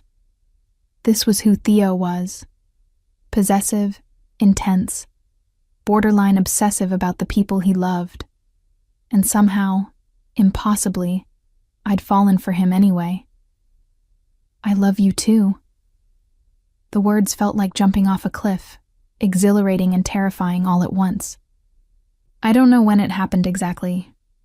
Maybe that first kiss. Maybe when you faked your death to save my sister. Maybe just gradually over the past 3 months of you being patient and supportive and helping me rebuild. But I love you. Even though you're a crime lord with questionable ethics and an inability to respect personal boundaries. I prefer transitioning entrepreneur with protective instincts. But he was grinning, pulling me into his arms, kissing me with a desperation that suggested he'd been waiting to hear those words for a long time. We made love there in the restaurant, surrounded by the evidence of my success, christening the space that represented everything I'd survived and rebuilt. It felt perfect, raw and passionate and real, the physical manifestation of the emotional intimacy we'd been building for months. Afterward, lying on the floor wrapped in Theo's jacket, because we'd been too impatient to go upstairs to the apartment he'd installed above the restaurant. For security, he'd claimed, though we both knew it was so I'd have a private space near my kitchen. I looked at the ring on my finger and tried to process how my life had changed so dramatically. I have a condition, I said into the comfortable silence. Of course you do. Theo sounded amused. What is it? When we get married, and yes, that's when, not if, because I'm wearing this obscene ring and I'm not giving it back. I want the wedding to be here, in La Maison Rouge, and I want to cook the entire meal myself. You want to cook your own wedding dinner? He propped himself up on one elbow to look at me. Tessa, that's insane. You should be enjoying your wedding, not working. Cooking isn't work for me. It's joy. I met his gaze. And I want our wedding to be authentic. I want to serve food that I created, in a space that represents my victory, surrounded by the people who helped me survive. I want everyone who attends to taste what it means to come back from destruction. To know that no matter how thoroughly someone tries to break you, you can always rebuild if you're willing to fight. Okay. He kissed my forehead. We'll do it your way. But I'm hiring a full staff to assist, because you're not running that kitchen alone on your wedding day. Deal. I snuggled closer. How long do you think we should be engaged before the wedding? A year? 2? 2 weeks. I pushed up to stare at him. You're joking. I'm not. His expression was perfectly serious. I've already waited 9 months. I'll compromise and wait longer if you insist, but my preference would be to marry you as soon as legally possible. 2 weeks is insane. I need to plan, to prepare the menu, to... You have a staff for that now. You have me to handle all the logistics. You have everything you need. He cupped my face. Say yes, Tessa.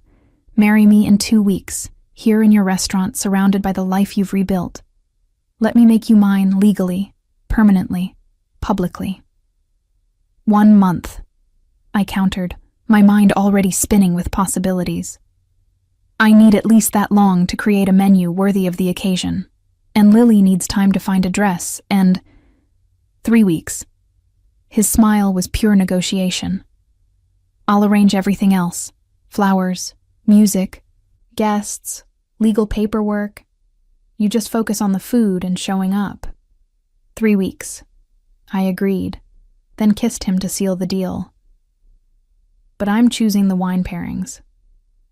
I wouldn't dream of interfering with your wine choices. He pulled me back down against his chest. Though I reserve the right to veto anything from Marcus's old distributor. We lay there until dawn, planning our impossibly rushed wedding, talking about the expansion plans for Castellano-Sullivan Hospitality, dreaming about a future that 6 months ago would have seemed impossible. And when the morning light finally streamed through La Maison Rouge's windows, illuminating the space I'd rebuilt from ashes, I felt something I hadn't felt since before my parents died. I felt complete.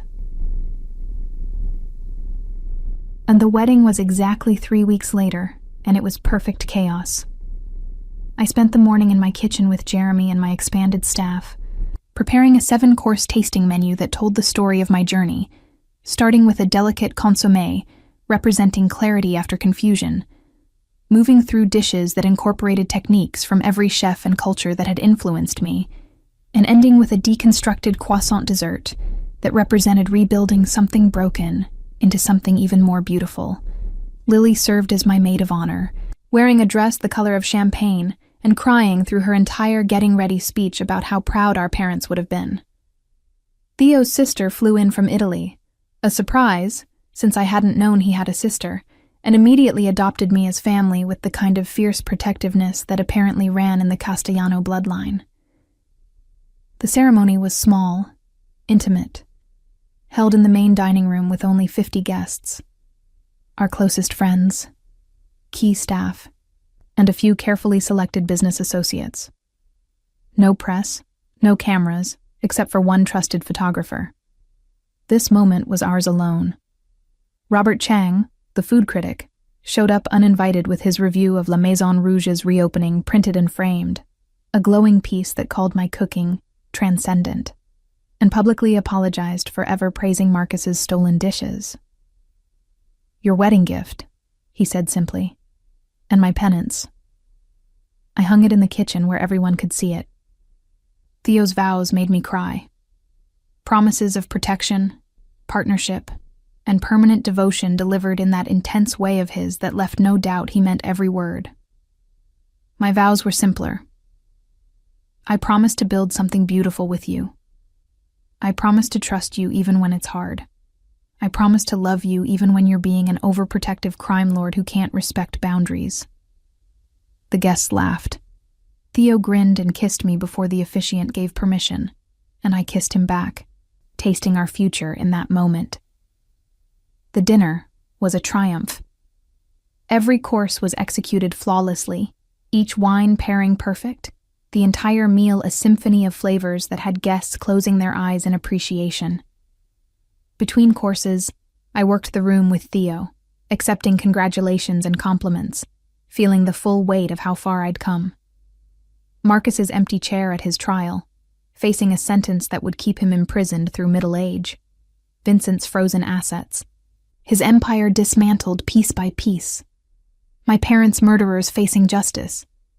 And me, married to a man who declared war on my enemies and won, rebuilding an empire with my own hands. Finally free. "What are you thinking?" Theo asked during our first dance, holding me close as a jazz trio played something slow and romantic. "That I should have tried to poison you months ago." I smiled at his startled laugh. "Look what it got me. A husband with questionable morals and a tendency toward violence." He spun me gracefully. "A partner. An empire. A second chance." I tightened my arms around his neck. Everything I thought I'd lost forever. You never lost it." His voice was serious despite the moment. "It was always yours. Your talent, your strength, your dreams. Marcus could steal your restaurant, but he could never steal who you are. That was always untouchable." Later, after the last guest had departed and the staff had cleaned up and gone home, Theo and I stood in the kitchen where it had all begun, where I'd first added poison to his wine, where I'd taken the first step toward reclaiming my life. "No regrets?" he asked, leaning against the counter, watching me with that intense focus I'd grown to crave. "Only one." I moved into his arms, feeling his warmth surround me. "I regret that I didn't trust myself sooner, that I let Marcus make me small for so long." "You're not small now." His hands traced down my spine. "You're magnificent. You're building an empire, Tessa. By this time next year, Castellano Sullivan Hospitality will have 5 restaurants across 3 cities. In 5 years, we'll rival any hospitality group in the country. That's your plan?" I looked up at him. 5 restaurants in 5 years? "That's our plan," he corrected. "Your vision, your talent, your standards. I just provide the capital and the business infrastructure. This is your empire, Mrs. Castellano. I'm just lucky enough to be part of it." Mrs. Castellano. The name still felt strange on my tongue, but I was learning to love it. Learning to love the way it connected me to this man who'd fought for me, protected me, helped me rebuild everything I'd lost. "I'm pregnant." The words slipped out before I could second-guess them. I'd been saving the news for the perfect moment, and somehow, standing in my kitchen with my husband on our wedding night felt exactly right.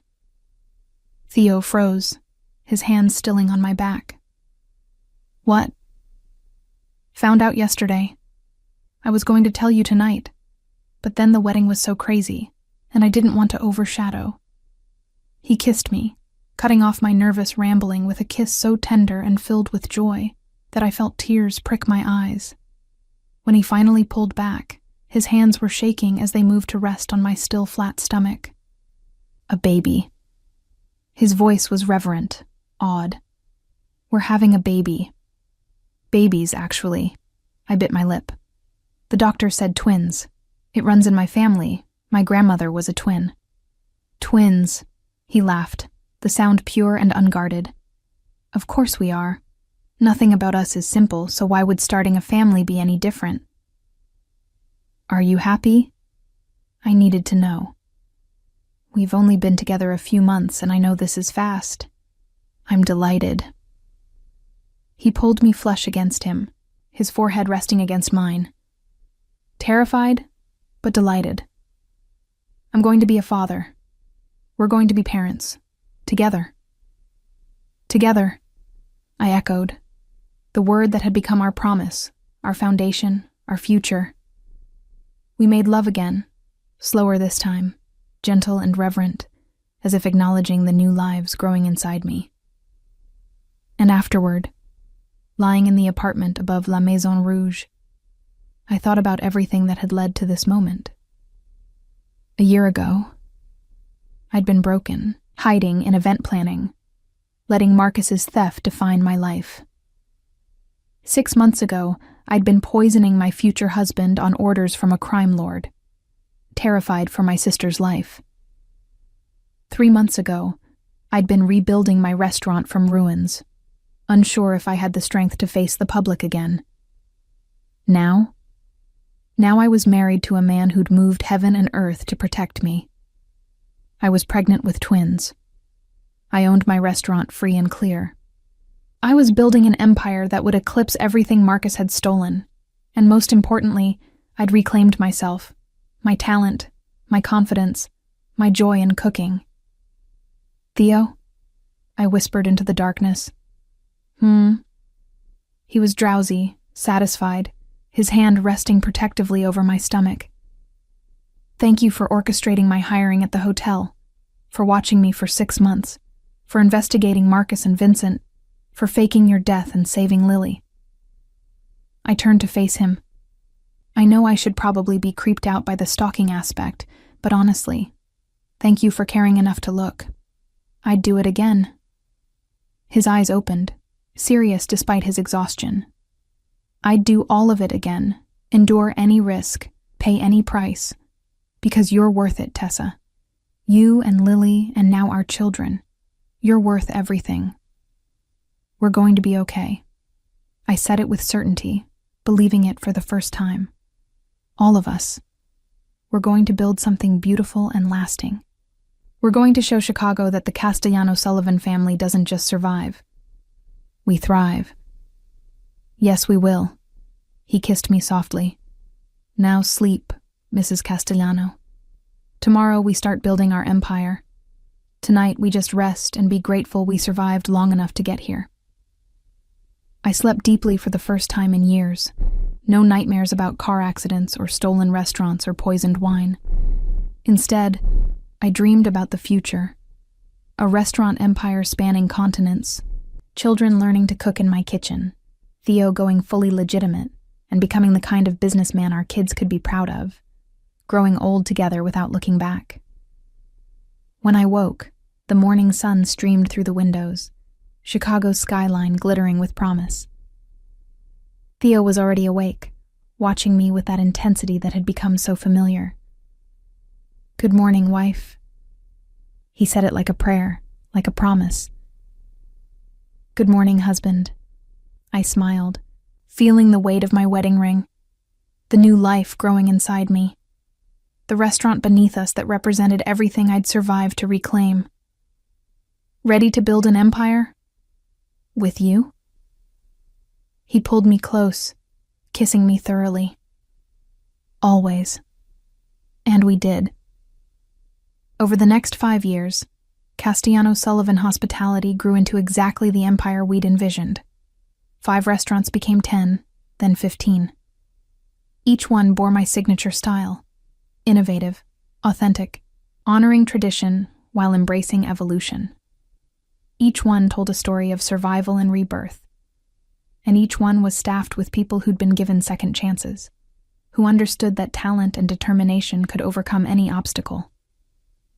Theo kept his promise. The criminal enterprises were sold or shut down. The Castellano family business transformed into a legitimate powerhouse that dominated Chicago's hospitality industry. It wasn't easy. There were allies who felt betrayed, enemies who tried to exploit the transition, moments when going back to the old ways seemed simpler than forging ahead. But we persevered, together. Our twins, a boy and a girl we named Robert and Catherine after my parents, grew up in kitchens, learning to crack eggs and roll dough before they could write their names. They knew their father had a complicated past, but they also knew he'd built something good, something lasting, something they could be proud of. Marcus served 12 years before being released on parole, broken and forgotten. His restaurants had all closed within a year of his imprisonment. His name, once synonymous with culinary innovation, became a cautionary tale about theft and hubris. He tried to rebuild, but no one would work with him. No one would invest. The empire he'd stolen crumbled to dust while mine flourished. I never spoke to him again. I didn't need to. My success was revenge enough. Vincent died in prison 3 years into his life sentence. His empire completely dismantled, his name erased from Chicago's power structure. When I heard the news, I felt nothing. Not satisfaction, not closure, just nothing. He'd become irrelevant to my life, a footnote in a story that had moved far beyond him. And me? I became exactly who I was meant to be. Not just a chef, but an empire builder. Not just a survivor, but a woman who'd transformed her trauma into triumph, her pain into power, her stolen dreams into a dynasty that would outlast everyone who'd tried to destroy her. Every year on our anniversary, Theo and I returned to La Maison Rouge, now the flagship of our 15 locations. And I cooked him the same meal I'd served at our wedding, 7 courses that told our story, from poison to partnership, from destruction to dynasty. And every year, he'd look at me across the table with that same intensity he'd had the night we met, and he'd say, "Thank you for trying to poison me. Look what it got us." And every year, I'd laugh and raise my glass in toast to the most unlikely love story Chicago had ever known. A chef and a crime lord who'd built an empire on the foundations of revenge and found love in the ruins of war. We'd survived. We'd thrived. And we'd proven that sometimes the best revenge isn't destruction. It's building something so spectacular, so undeniably successful, that everyone who tried to break you can only watch from the sidelines as you soar. That was my recipe for revenge. Take everything they stole, rebuild it better than before, and create an empire they could never touch. And it was delicious.